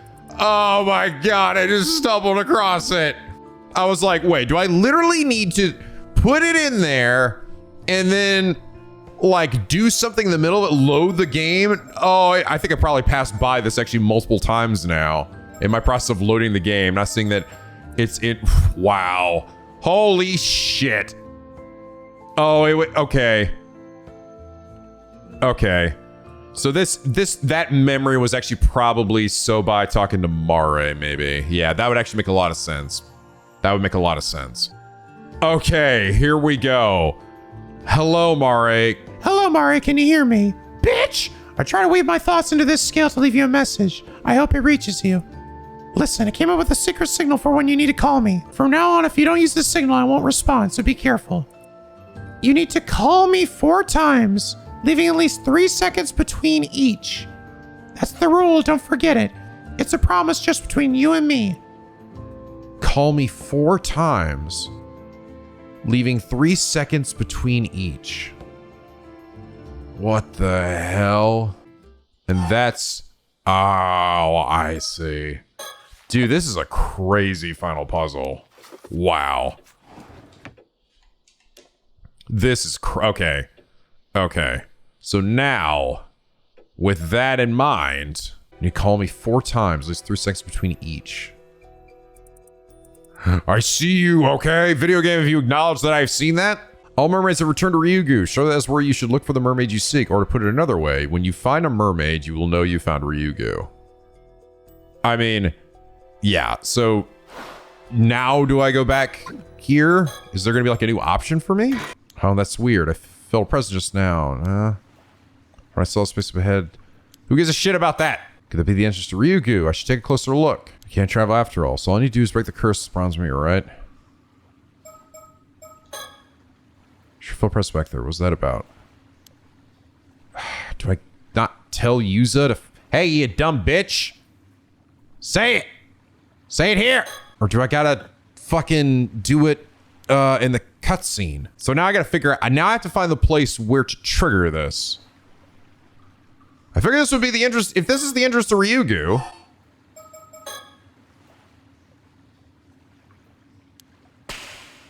Crystal Ranger waves, be gone! Ah! Nothing out. Oh, that's funny. That didn't work either. Top it off, my voice echoed way more than I expected and scared the crap out of me. Pretty embarrassing, though I'm alone. Wait.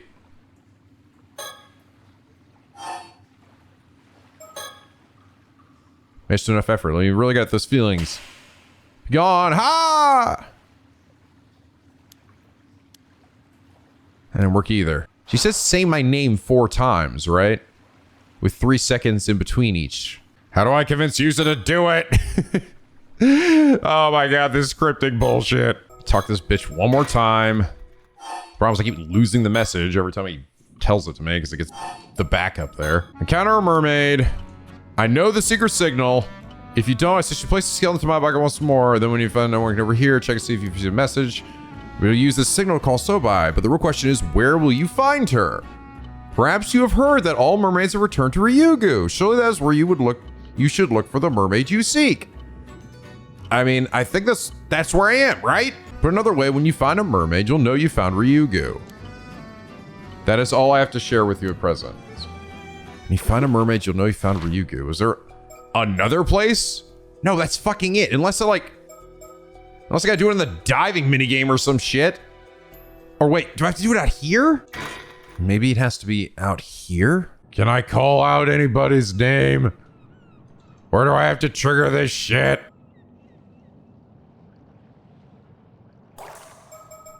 Maybe I have to do it. I feel like this point over here in the bay is only after I've gotten the flesh. Yeah, no. God, I really feel like I'm in the right spot here. It really feels like it's got to be down in that fucking area. In the sacred sanctuary. You need to call me 4 times, leaving at least 3 seconds between each. Do I have to like... What do I do? Go to your files here, maybe? Maybe the profile? Oh God, is it gonna be this shit? Oh my God. Wait. There's gonna be some... how cryptic is this shit gonna be? Profile. So bye. So bye.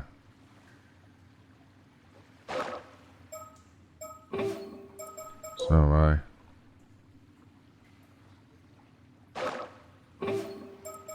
So bye. Anything? I didn't wait long enough. I'm like trying to like select a profile as like and wait like a few seconds between it. Is that how I do it? Because I can't seem to make Yuza do it. I can't seem to convince him to yell out a name. Putting the still-tied mirror down isn't actually calling out a name or anything. It's like 3 seconds in the menu. I don't know. This feels probably not right. Again, it's like the feeling of like, I know I feel like I'm right, but I'm missing something. Some specific fucking thing. Does that count? But he's not even yelling curse the... He's just saying curse the raging waves. It's not even... That's not calling out the thing. I can't seem to get him to trigger anything else, though. When he talks to it, all he does is want to fucking use the still-tied mirror. Which just goes into that cutscene. Damn you, video game. What the fuck do you want from me? This is technically where you encounter a mermaid, right? This is the spirit of one. God, this shit's so specific. This shit's fucking frustrating as hell. I'm not gonna lie. This shit's mad fucking frustrating. God, it's so hard to know. It's like, how does it... I really feel like this is the right thing. Like, I think this is the meta horse shit that it wants me to do. Is that it's like, is that I'm going here and I'm picking this. But then do I wait here? I can't click it again once it's been selected. Do I back out of this and just immediately go back? Then do it again? Back, then. I feel like I'm like a crazy person. 3.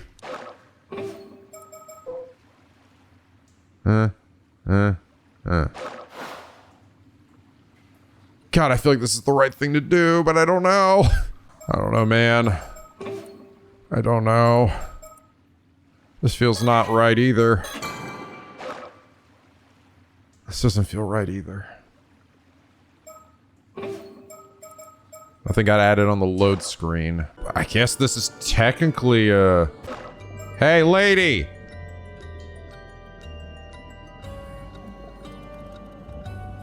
Huh?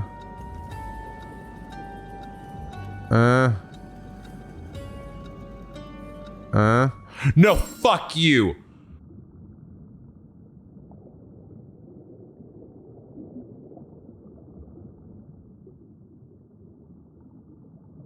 Oh my God, there's no fucking way that fucking worked. I don't fucking believe it. I don't fucking believe that fucking worked. Oh my God. Holy shit. They just jammed all of the most meta puzzles to the very end of this game. They're like, I thought there was like this weird imbalance, but no, they're just instead just decided to take all the meta puzzles from the last game and just jam them at the end. Oh my God, I don't fucking believe that worked. I don't fucking believe that fucking worked. Oh my, what the fuck? Dude, by the way, I want you guys to know I've literally been doing this, trying to figure this shit out for like an hour and a half. I'm not even kidding. I've been recording for like an hour and a half. This is after I got that last ending. I don't believe it, dude. I don't fucking believe that shit. No way. Are you serious? Oh my god. Dude. This is clever, but it's also a lot. I don't know if I agree with it either. I really like, dude, that was just, this made about as much sense as what I was just doing where I was clicking the profile thing, right? Hell, I feel like that one actually made more sense. Because this one didn't even give me an indicator. There was no sound playing when I was clicking her. But I saw my little cursor blink, but then it also blinked when I was clicking nothing. So I was like, this isn't doing anything. Oh my god. Video game. What the fuck, dude? You just don't want people to get this ending, do you? You're just like, nah, fuck it. We're gonna look this. Okay, whatever. All right, let's just go. I'm sorry. I'm so frazzled by that. That shit. I'm not even like proud of myself for figuring that, just because I feel like I didn't feel like I intellectually even figured that out. I just bumblefucked across and just ran my face over the fucking game until something happened. Oh, you know that signal, do you? That signal is extremely important to me. I won't allow just anyone to use it, least of all on some childish whim. So first I have to be sure, who are you?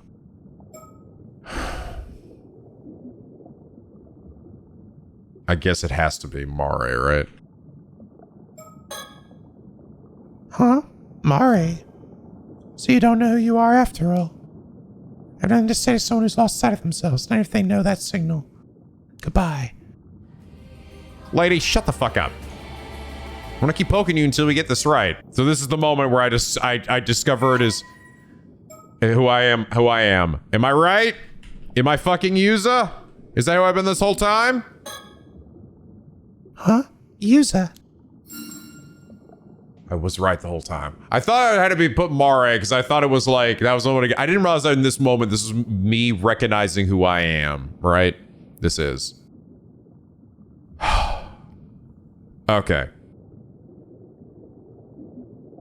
It's really funny. I feel like I actually solved a lot of this game, right? I feel like I did actually solve quite a bit of this game. But getting to this point where you had to solve this shit felt genuinely like just felt so cryptic and ridiculous.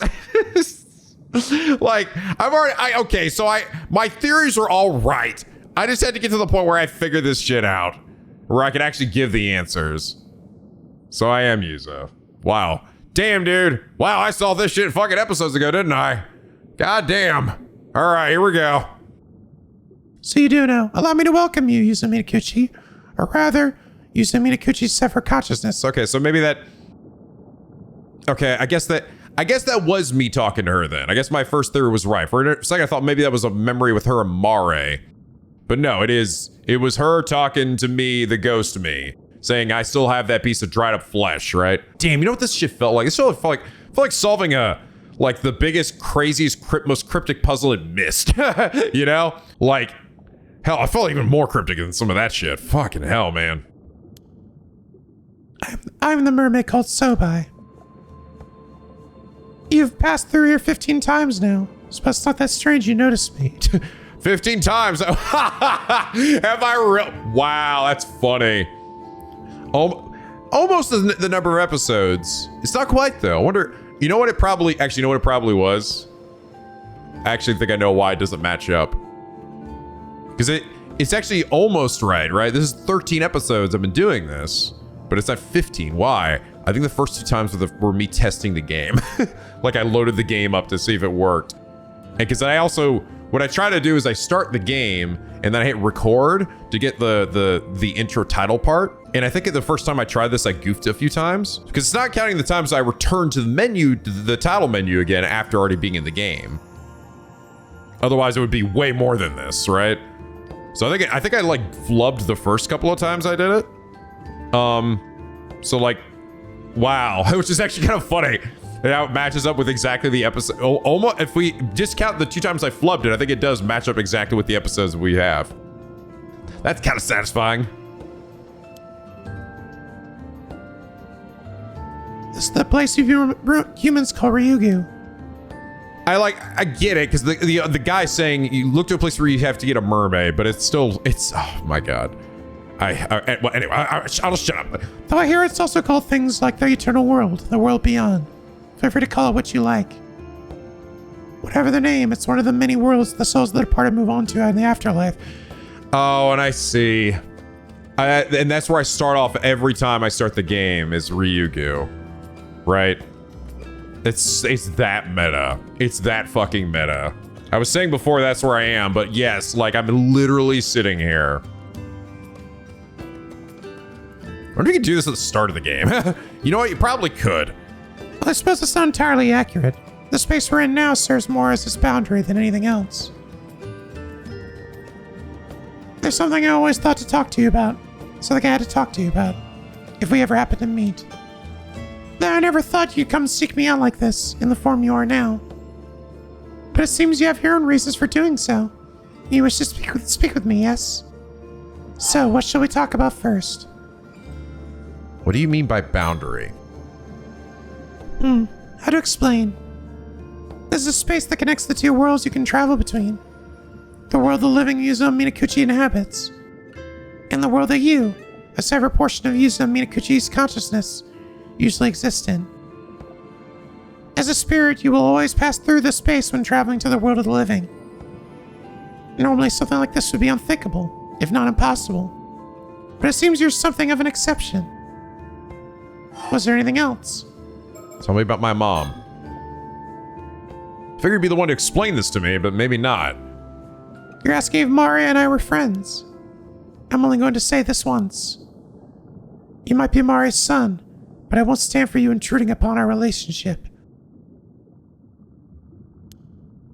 The relationship Maria and I had can't be described by so simple a word as friends. We were fish fuckers! This isn't the only world that souls of the dead journey to afterlife, you know. The number is immeasurable. There are worlds beyond counting.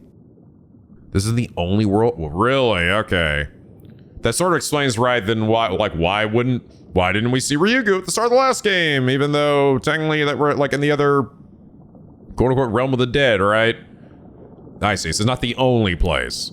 Maria's soul has gone somewhere far, far away.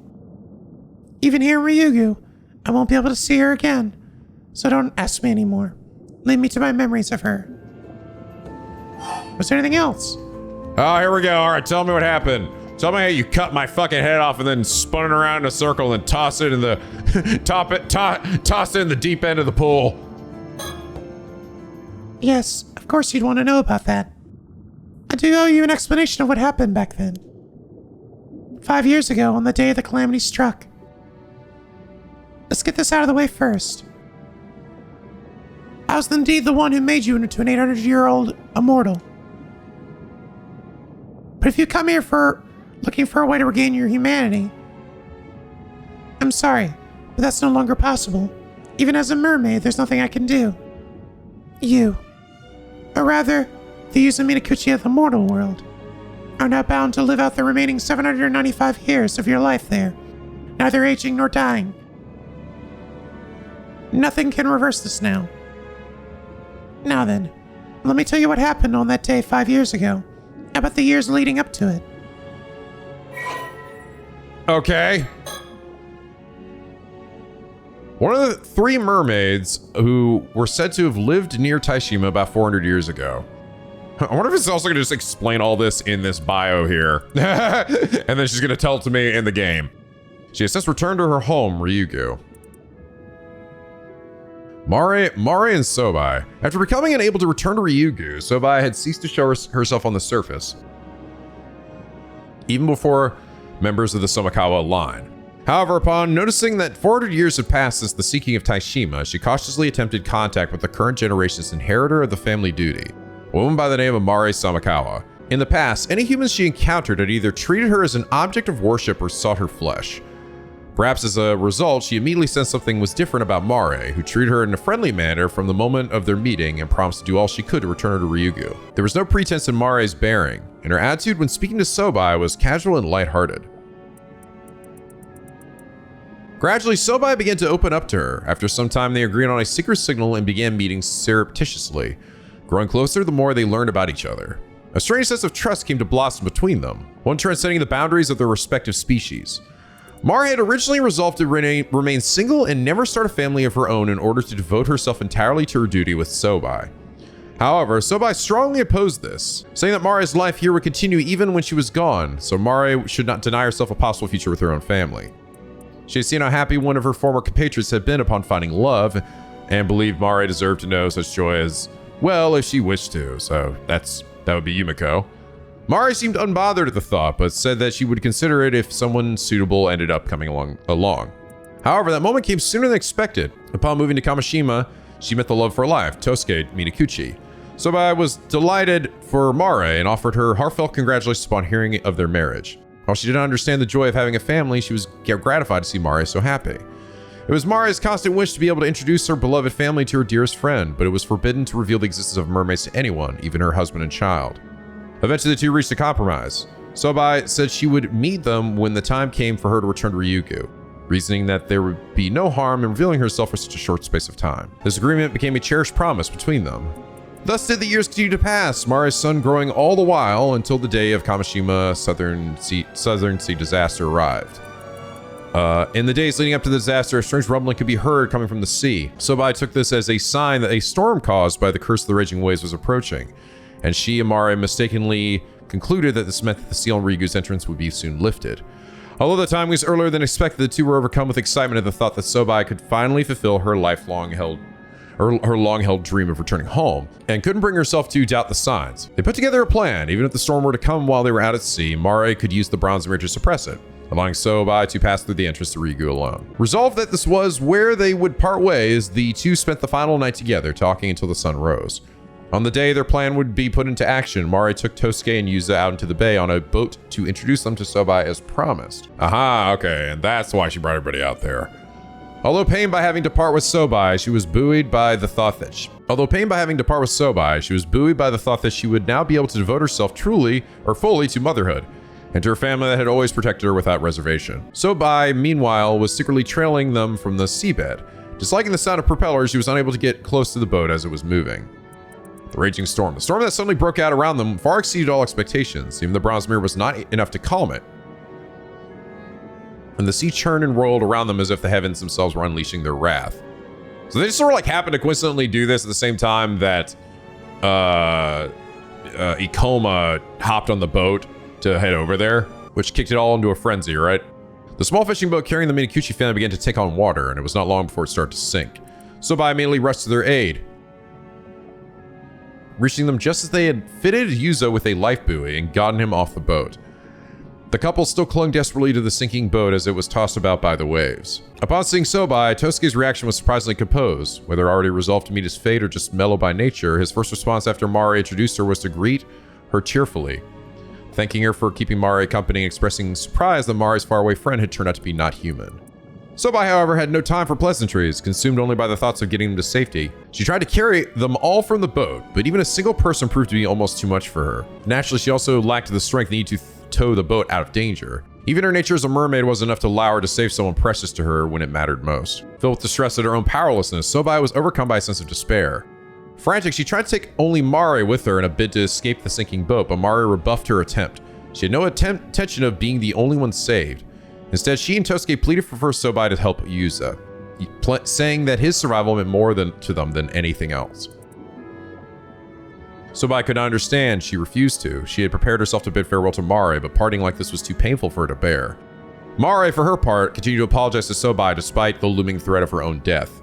Concerned for her friend's safety and feeling deep regret at being unable to see Sobai back at home.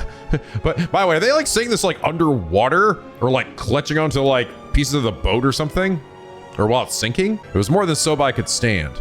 At that moment, Sobai's innermost feelings came into sharp relief. Part of her deep down resented Yuza and Tosuke with all her being. She was happy as long as she had Mare, but Mare had her family to love as well. And yet it was Sobai herself who had wished for Mari to find happiness by starting a family of her own. Overwhelmed by unfamiliar emotions of conflict and self-loathing, she found herself unable to think clearly. Smiling as she clung to the sinking boat, half submerged in seawater, there we go, Mari thanked Sobai for her friendship and told her that the days that they had spent together had been some of her happiest. Sobai was devastated. Every part of her rejected the entire situation. She didn't want to hear Mari bid farewell to her like this. She didn't want to part with Mari at all. She wanted to grab a hold of her friend and carry her away to safety by force if necessary. Even returning home to Ryugu no longer mattered to her as much as this. But she couldn't ignore Mari's plea for her to save her son. Watching herself away from the sinking boat, or wrenching herself away from the sinking boat, Sobai headed to rescue Yuza, all the while resenting the boy for the tremendous love that Mari bore him. When she found Yuza, he had been caught up in the whirlpool and was barely clinging to life. Sobai caught herself feeling almost satisfied at the sight, thinking that it served him right. Yeah, fuck you, Yuza. If it hadn't been for Yuza, she could have saved Mari. But Mari's plea for her to save Yuza, that her only wish was for him to survive, echoed in Sobai's mind. The next moment, she dragged the dying Yuza out of the whirlpool and pulled off a piece of her own tail, forcibly fed it to him. Whether the emotions driving her at this point were a desire to fulfill Mari's wish or hatred towards Yuza, even Sobai herself couldn't say. After carrying Yuza out of the reach of the storm, Sobai immediately went to rescue Mari. She finally found her after 3 long days of searching, but her efforts had been in vain. Mari's body was already cold. Once someone had died, it was beyond even a mermaid's power to bring them back. Sobai clung to Mari's body and wept. Never again would she hear Mari's voice calling her name. She laid Mari's body to rest on the seabed and, hiding herself beside it, spent her days mourning, lost in the depths of despair. Several years later, the entrance to Ryugu was unsealed, and Sobai, now with no remaining attachments to the mortal world, made to return home by herself. Before doing so, she met with Mari's sister, thinking to reclaim the mermaid's relic from her. However, put off by the woman's blatant avarice, she found herself unable to muster any interest in her, and ultimately returned without reclaiming the relic despite knowing full well the misfortune it could bring. Interesting though, it didn't actually explain Yuza's situation though. So how'd you get your head cut off, Yuza? How'd you get fucking decapitated or whatever? Oh no, that is how it was explained. She expects me to read it, so she didn't. I was afraid I was gonna come out here and she's like, anyway, let me tell you how it went down. God damn it. Looking back now, what I did to you was wrong. It was an extreme situation, yes, but I must have been mad to even consider it. Every time I remember it, I wonder what on earth I was thinking. How could I have done something so cruel to the son Mari loved so much? Even though nothing that happened was your fault. I don't expect you to forgive me, but let me at least say this. I'm sorry. I would do anything within my power to ease your burden. There's something you can do, lady. Give me your fucking fishtail. What? You want a piece of my flesh? But why? I wanna like quadruple this shit, alright? Give me like 4 pieces of this shit. That's not how it works, but whatever. Alright, fine. Fuckface. She just cuts her whole tail off and gives it. Go ahead and feed everybody. I don't give a shit anymore. Whatever. Use up. I suppose it's not impossible. You could bring it back to the mortal world using the relic I left there. Normally this would be forbidden, but I suppose that was the cause of all this. Maybe it counts as an attempt at making amends, if nothing else. There, it's done. I'll send it to the other side. You'll be able to take it from the box there. The mermaid flesh has been transferred to the Tamade Bako. The current holder of the box may claim it as their own from the evening of August 7th. Seems you've done everything you came to do. Wait, how the hell you do that? You just magically transport that? Okay, sure. She's like, listen, I don't know, man. How else are we gonna do this? You don't have a corporeal form. We're gonna put it out there. If you put it out there, it loses its shit, right? It has to be like in the box. Seems you've done everything you came to do. Then this is where we part ways. Know that I won't respond anymore, even if you call to me with that signal. Having a means of calling me was prohibited in the first place. Live and be happy, Yuza. For Mari's sake. For all the years she never got to see. Be sure to tell him that when you return to him in the mortal world. Cool. It's still very cool. Like, this is still really cool. Just cryptic as shit. We still haven't got the explanation, though. That's the one thing I am going to be I think that's the thing they're saving for the very end here. All right, Yuza, let's get the fuck out of here. We were in the wrong place, apparently.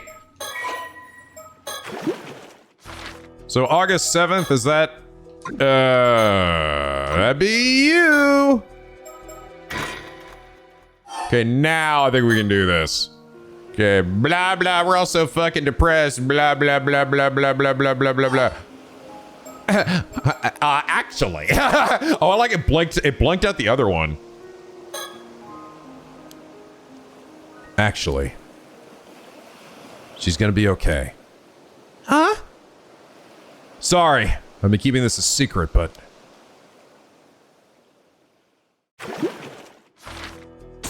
Oh, get shit out of here! Ah!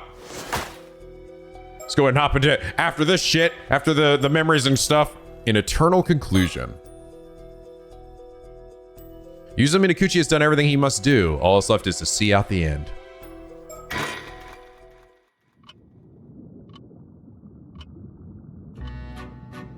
Wow, you've been at this for a while, haven't you? That took you like 2 hours, Nico. Jesus. Well, maybe to make this shit so insanely cryptic, storyteller. All of your efforts have been truly remarkable. The fact that you are seeing this means all of Yuzo Minakuchi's wishes have been fulfilled. You have overcome countless hardships and resolved every dilemma. Congratulations. Now then, as you may be confused as to what exactly has transpired, please allow me to explain. Yuzo Minakuchi's true objective was to obtain the flesh of a mermaid. This was to fulfill his oath of making Sato Shiranami immortal again before her imminent demise, that they may live 800 more years together. However, who could have expected multiple curses to strike Kamishima at the very same time? Yes, I'm referring to the Curse of the Raging Waves, born 4 centuries ago, and the Curse of Tomoshige, which had built up over 800 years. While such calamities would appear to offer naught but misfortune, as luck would have it, these curses were blessings in disguise. They led Yuzo Minakuchi down a path that would otherwise not have been possible.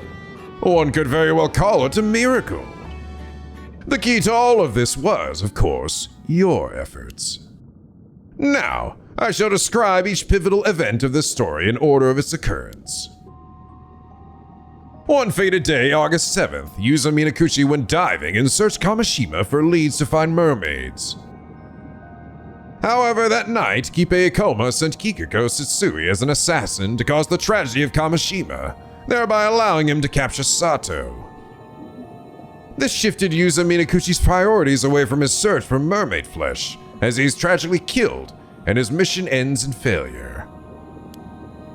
It would seem that fulfilling his wishes was never in the cards, and he instead met with a terrible fate.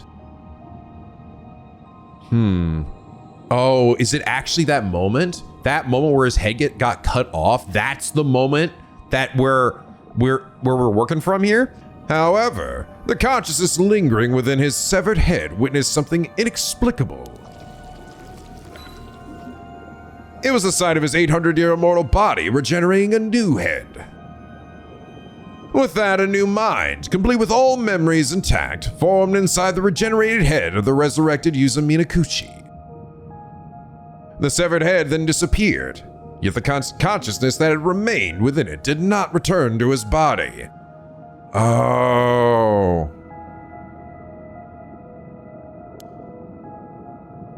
I see, so that's when it happened. And then I just became a ghost. I thought it was gonna be something like during the storm, in the process, I got fed the flesh, I was made immortal, and then my head got cut off or something. Maybe the mermaid just hated me so much she fucking cut my head off and threw it in the ocean.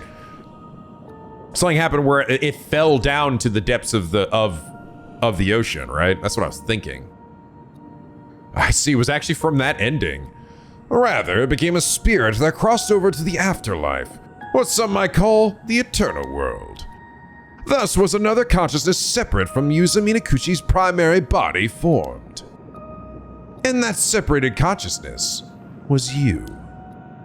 You once asked, who am I? But may I assume the answer has now become clear. This separate consciousness of Yuzo Minakuchi remained in the eternal world despite the firm resolve it held. So in the end, what everybody was saying was technically right. They all felt it was Yuzo, right? That was pushing him along. And it also at the same time explains why he would want this outcome, right? Like who benefits from the outcome that's going on here, right? It's him. It's him being able to finally secure this. I mean, I guess you could say, oh yes, a kind-hearted person I am, right? Just want to see Yuza get laid for 800 years. But like, it's really like everybody so far in these two games, right? Paranormasight included, were people with vested interest in what's happening and why, like, we have a reason to be trying to solve this, right? Before I was a Tsuchimikado, like, guy, right? That was tied to the events that had occurred, trying to remedy them. In this instance, I'm focused on getting Yuza the thing that he wants. This is what he always wanted, right? So, it's pretty cool. Growing ever more anguished over its failure without knowing what had occurred afterwards. It dearly desired to find a way to return to its past self and explain the situation before this failure could take place. So it found its way to the boundary between the mortal world and the world beyond.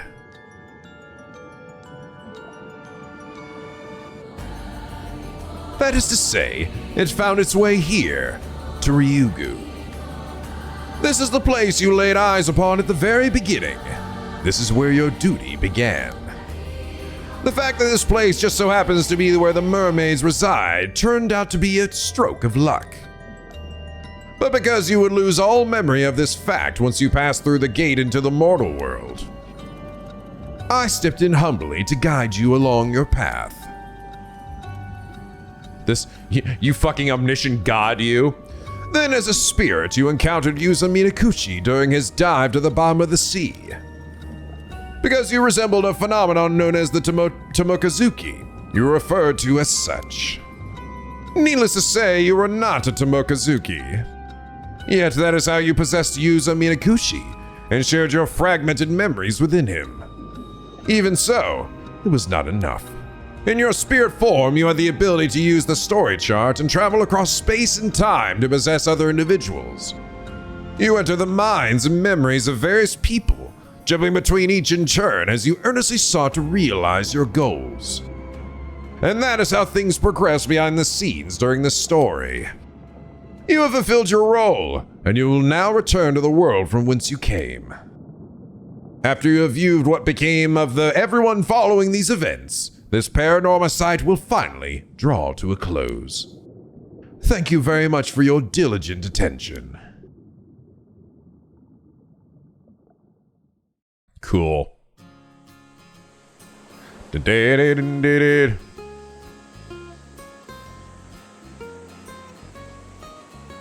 Wow, it's been a while now, August 31st, so okay, quite some time has passed now. Oh, so you've decided to accept your inheritance, but you're going to university first?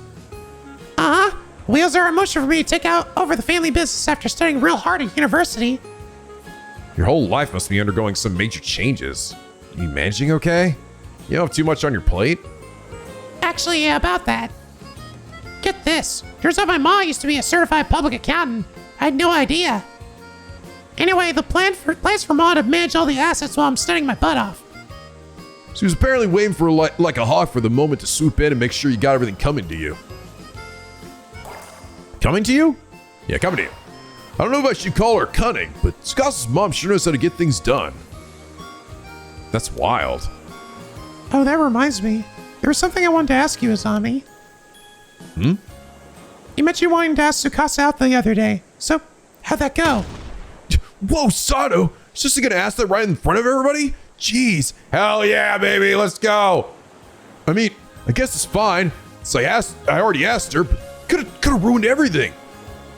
Wait, you did? When'd all this go down? No, I couldn't help myself. I've been dying to know. I had to ask, even if it messed up your mojo. Sure, something else, Sato. Anyway, if you need any answer that bad, you should ask Tsukasa. So what'd you say, Tsukasa? How did he ask? Where was it? Tell us already. You're way too invested, Mr. Encyclopedia. You know how things are with me right now. Truth is, I haven't given him an answer yet.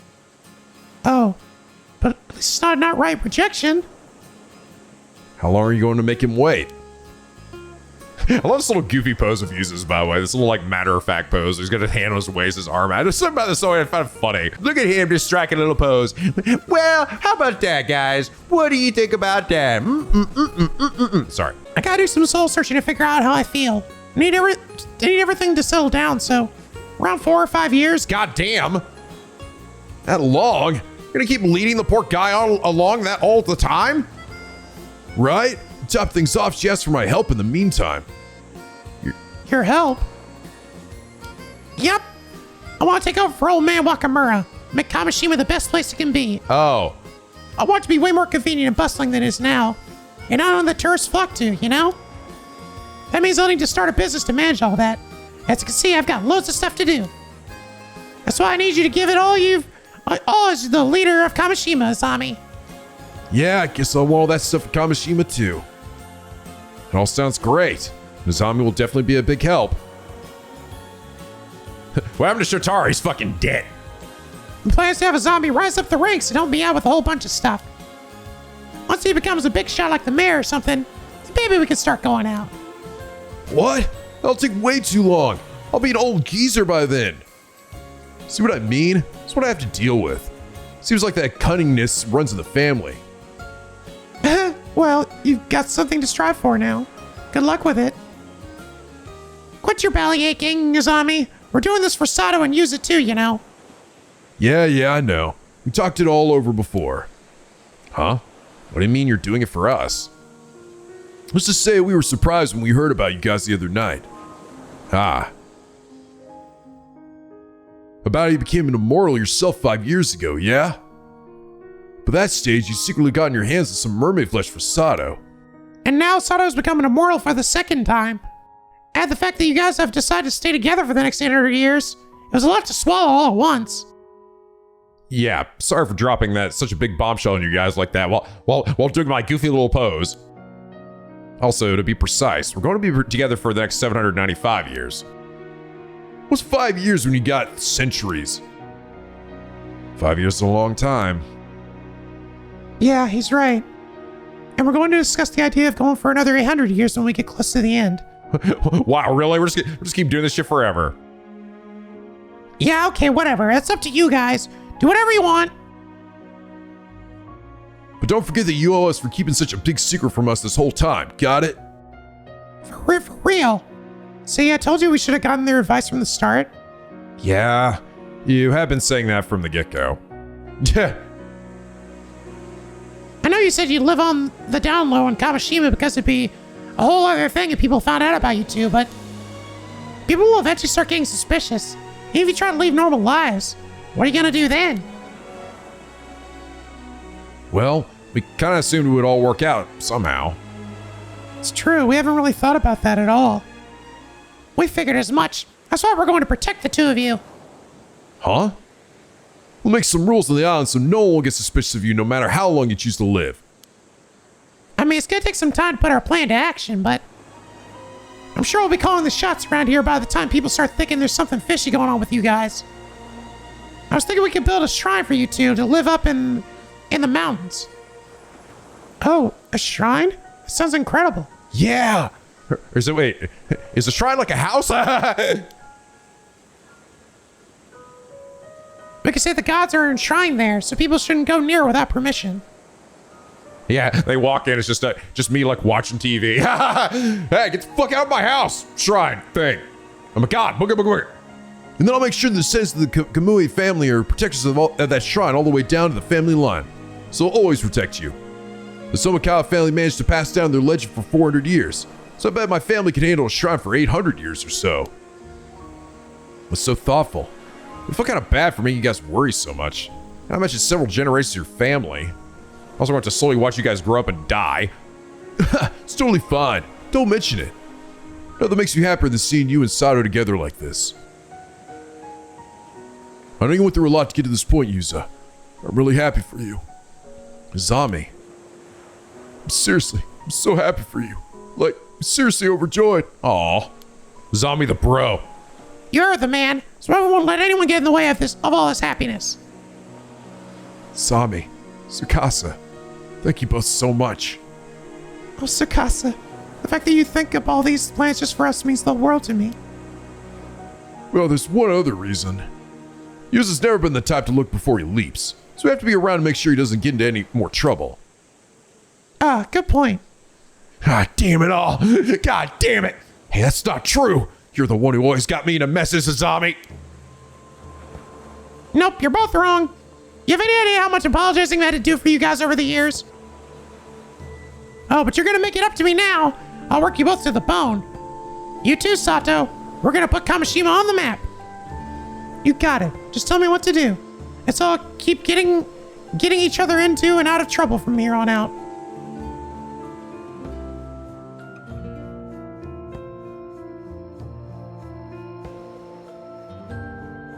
There's legend in Kamishima. Is a story passed down through the generations about two gods in the guise of a young man and a young woman.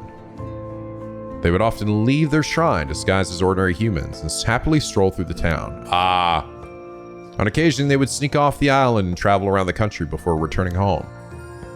The people of the island would stop and give a small bow whenever they came across the couple and silently watch as they went on their way. No one knew from whence the pair had come. Their history was shrouded in mystery. But it's said that this mischievously playful and intimately harmonious couple would always look upon one another with pure joy.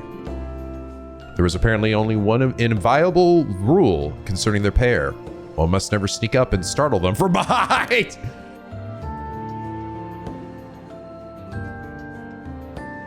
Several decades after those events, the country has seen two new emperors reign, and people with any detailed knowledge of those fateful days have grown few and far between. Now the Kantakisha ruins of Kamishima have become a sacred place for lovers, with couples flocking to it to strengthen their bonds. On this day, the young visitors who happened to come see the sights spotted a young man and a young woman together on the roof of the Kantakisha ruins, gazing happily out to sea.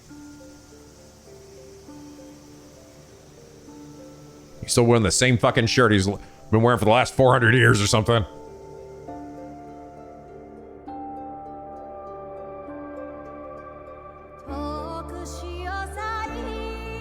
Aww. We never got an answer. Did he decide he was going to join the Paranormal Affairs or not? I guess he just didn't. He said, fuck you, lady. I guess he didn't. I mean, he never clarified it, so I just assumed he was just like... So these things would sneak off Kamishima. Doesn't that mean they'd get, like, hunted down by fucking Yumiko and Soto and stuff?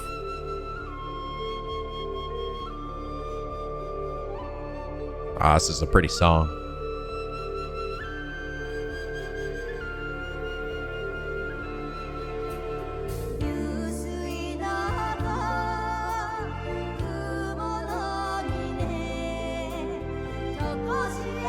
Songs used to be called Song at Eventide.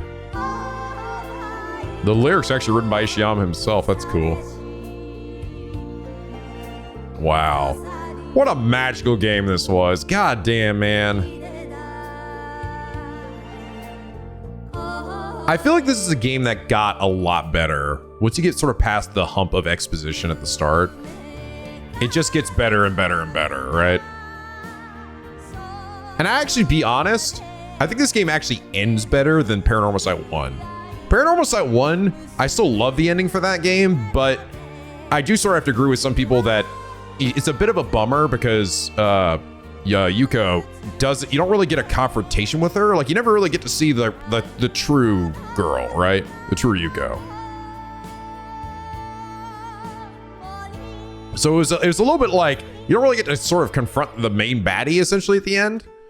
And it's sort of like Grizz, a little weird, like at least a little bit like it would have been kind of nice. It didn't like bother me as much as it bothers some other people, but I do think overall that this one, I don't really have much of a complaint for this ending, other than just how hard it was to get, just how insanely cryptic it is.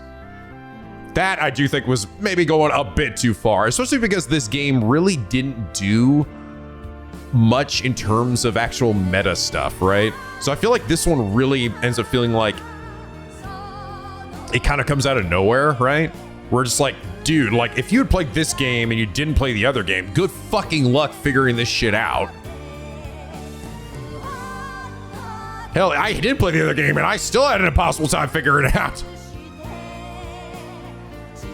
But I at least got, I bumbled my way through I bumbled my way through all of it technically. But like, I got at least partway into like starting something to happen, right? Because I just thought, I finally got to a point where I was like, all right, this isn't working. I have to think, I maybe have to start thinking metaphysically, right? And that's what at least got the ball rolling. But even after that, shit, fuck, man. Figuring out like that the message was there and then figuring out where to go and actually like approach the mermaid. Hey, listen, my idea seemed pretty sound, all right? It made about as much sense as going to the title screen and clicking that mermaid. But going down to Yugu and clicking the profile thing, I don't know.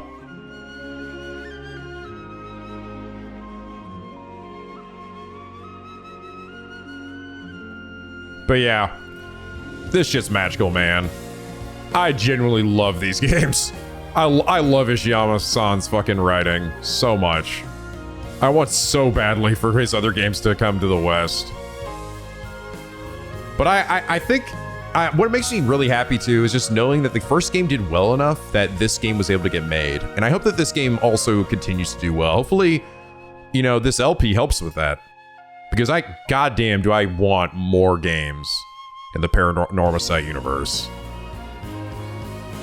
I hope that they continue to make these, because this shit's just... It's just wonderful, man. Every time. Ah.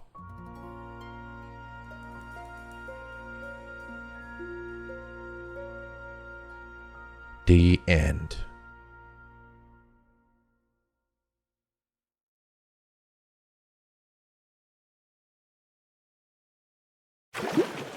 Splash! Legend of Kamishima with Twin Gods. That was the additional one. Alright, I'm still missing some endings though, aren't I? So what do I have to do to get those now? So I've settled this. So I guess I gotta like not have the Tamane Bako or something? Oh, hey. Oh, hey. Secret file on here. File 38. Thank you for playing our game till the very end. As to our appreciation, we have some special information to share with you. Oh, the fucking red herring thing again. Sorcerer Suigun Gamyoto. According to the results of an investigation conducted by the Paranormal Affairs Bureau, the original Suigun Gamyoto retired following last year's incident involving the Seven Mysteries of Honjo, and a young man with exceptionally potent spirit sense has since taken her place. Although the second Suigun Gamyoto has thus far focused on using his powerful abilities to solidify his social standing, his true purpose seems to be searching for a diviner by the name of Io Takoro, who is said to be responsible for teaching the art of curses and other supernatural techniques to a certain ordinary woman. We look forward to the day we can meet again in another Paranormasight. Sincerely yours, Nakagoshi. Wow, what? Oh, that's so... Oh, fuck. Oh, shit. This shit is literally just a precursor to the next game. They seem pretty confident they're going to be making it, too. I don't think the last game had that like level of confidence of like, yeah, we're definitely gonna make another one after this. Wow. Oh shit. So this is just actually gonna be tying potentially to the next game. A diviner by the name of Io Takoro, who is said to be responsible for teaching the art of curses and other supernatural techniques to a certain ordinary woman. Wow. Fucking cool, dude. So who would that person be? Would that potentially be Shogo? From the last game? If that was the case, so that means Shogo was technically working for Wakamura? Io Takoro. A young man with exceptionally potent spirit sense. I mean, that was Shogo. Shogo technically had like a shit ton of spirit sense, so... That'd be cool. I mean, if that means like, he would like show up again later? Maybe? Okay, I assumed like the only other thing I'd adjust is like who has like the box or something. So, alright, let's just like... Fuck it up. Oh! Hey, there we go. An exciting Ise-Shima adventure. Avi and Cersei managed to keep the Tamane Bako safely in their possession and leave Kamishima to search for Ikipe Akoma.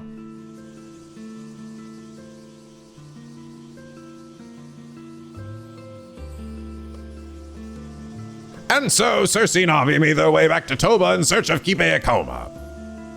Who are you talking to? Feels more exciting this way, doesn't it? Huh, you might be right. But it seems like we've just missed him. Even though he claimed he's afraid of the ocean, the people at the port said he left for Kamishima on a chartered boat. There are no more ferries today, so we have no way of getting back to the island. I'm afraid there's not much else we can do. Well, as long as we got the Tamate Bako, there might be another chance someday. Cersei, what's wrong? I don't know, but the Tamate Bako is giving off a strange spiritual energy. Ooh, free snacks in here. Oh, I didn't notice it felt a bit heavier than before. Let's take a look. Huh? There's something inside.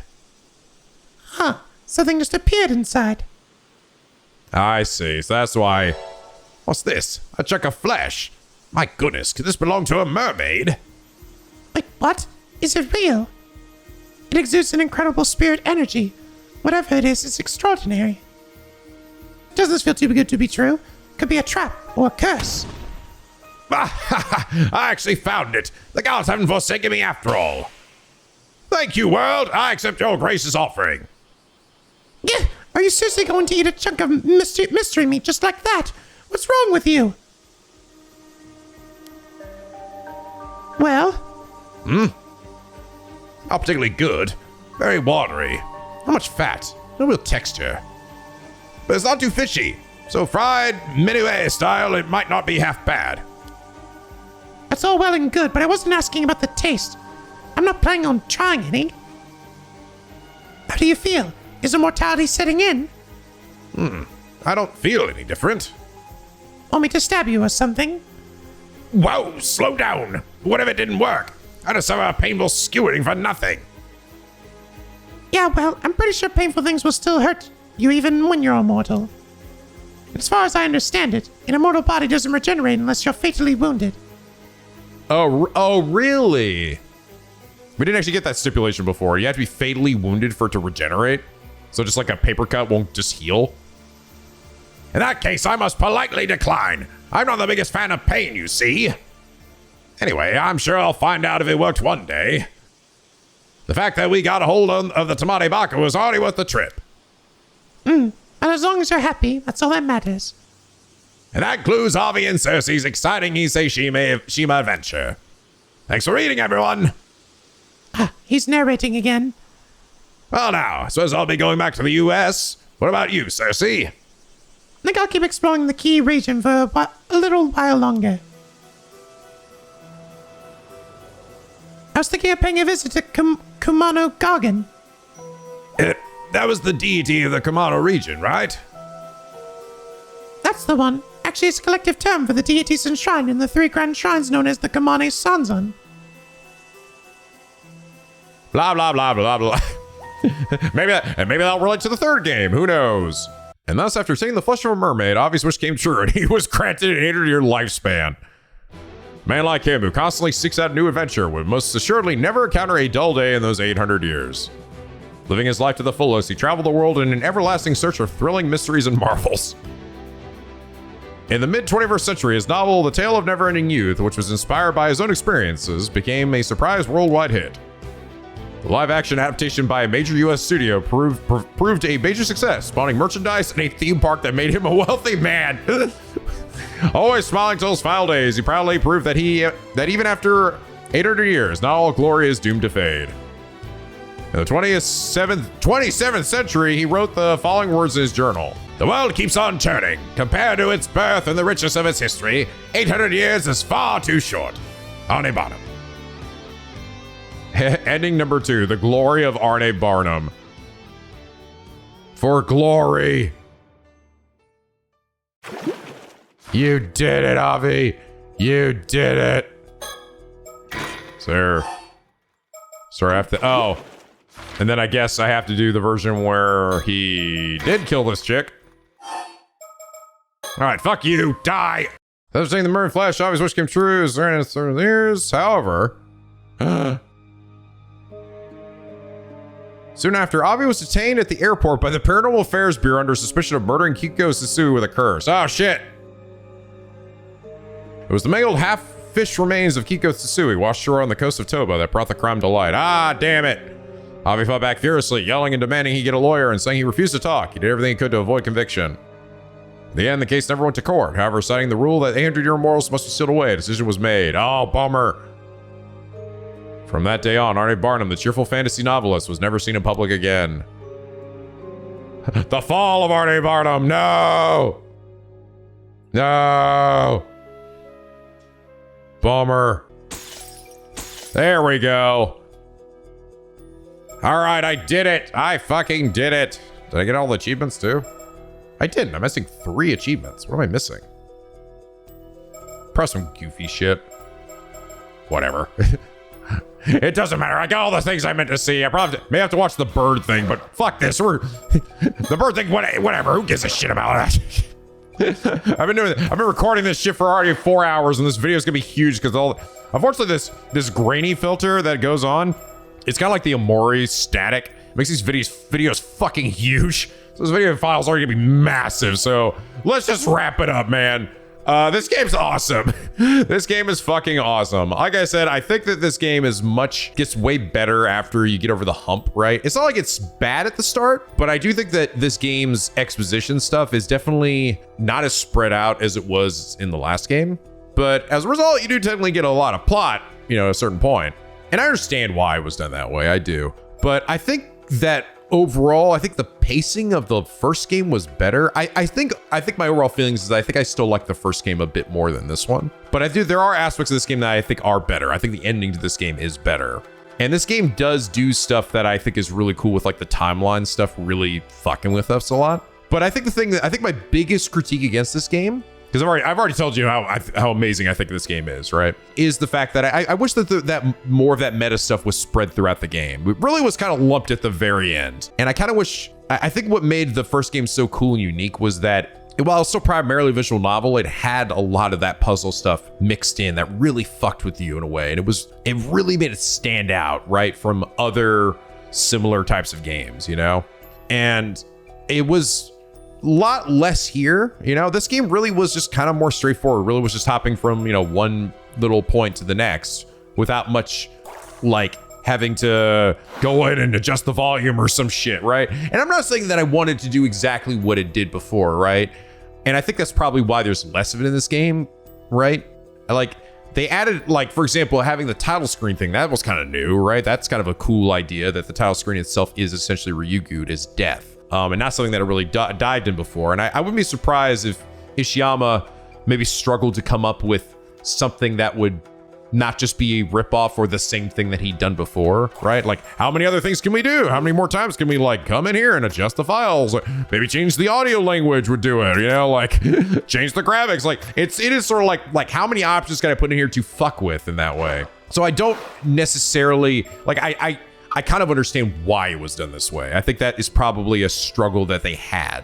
So you had to really start coming up with new clever ways to basically mess with us, right? Because these games are mind fucks. They're meant to fuck with you as you try to figure out like what is going on, who's lying, who isn't, what point in time does this event happen, So, and it could also just be the fact that Paranormasight 1 was also the first game, right? And it felt sort of new and fresh in that way. So by not being able to really do that as well here, it just led to stretches where it was just mostly just a lot of storytelling with very little actual gameplay.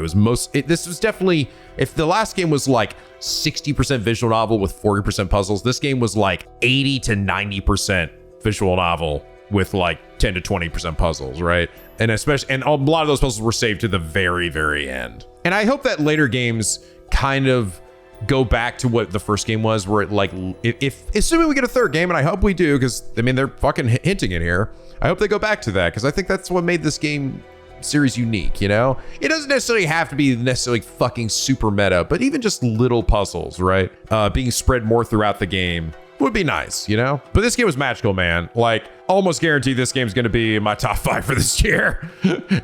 What a big fucking shocker.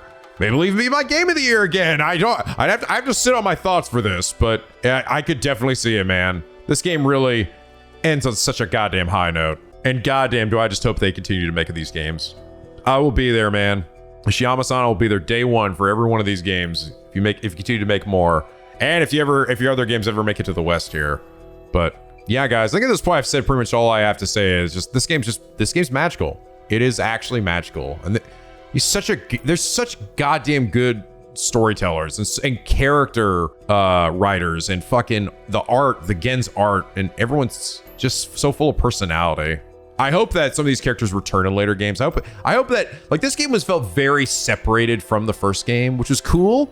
But part of me like hopes that we start seeing characters potentially make returns in some ways. Like I said, I'd love to see Avi and Cersei come back. I would love to see fucking Tetsuo, Mio come back. Hell, if Shogo is this Seguin guy, he could come back, you know? Or unless that's somebody totally new, who knows? But I hope they're not so separated that we can't have some characters even make like just guest appearances in some way.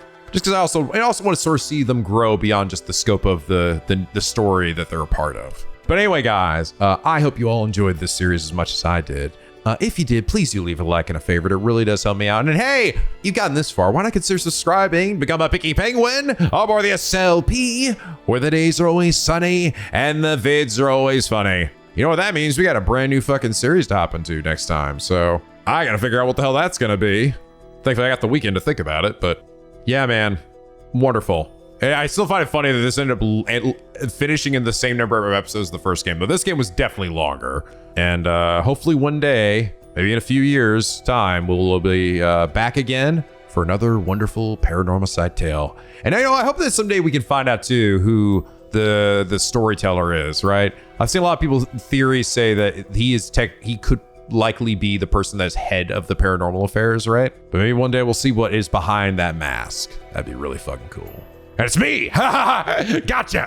But anyway, guys, as always, till next time, stay classy!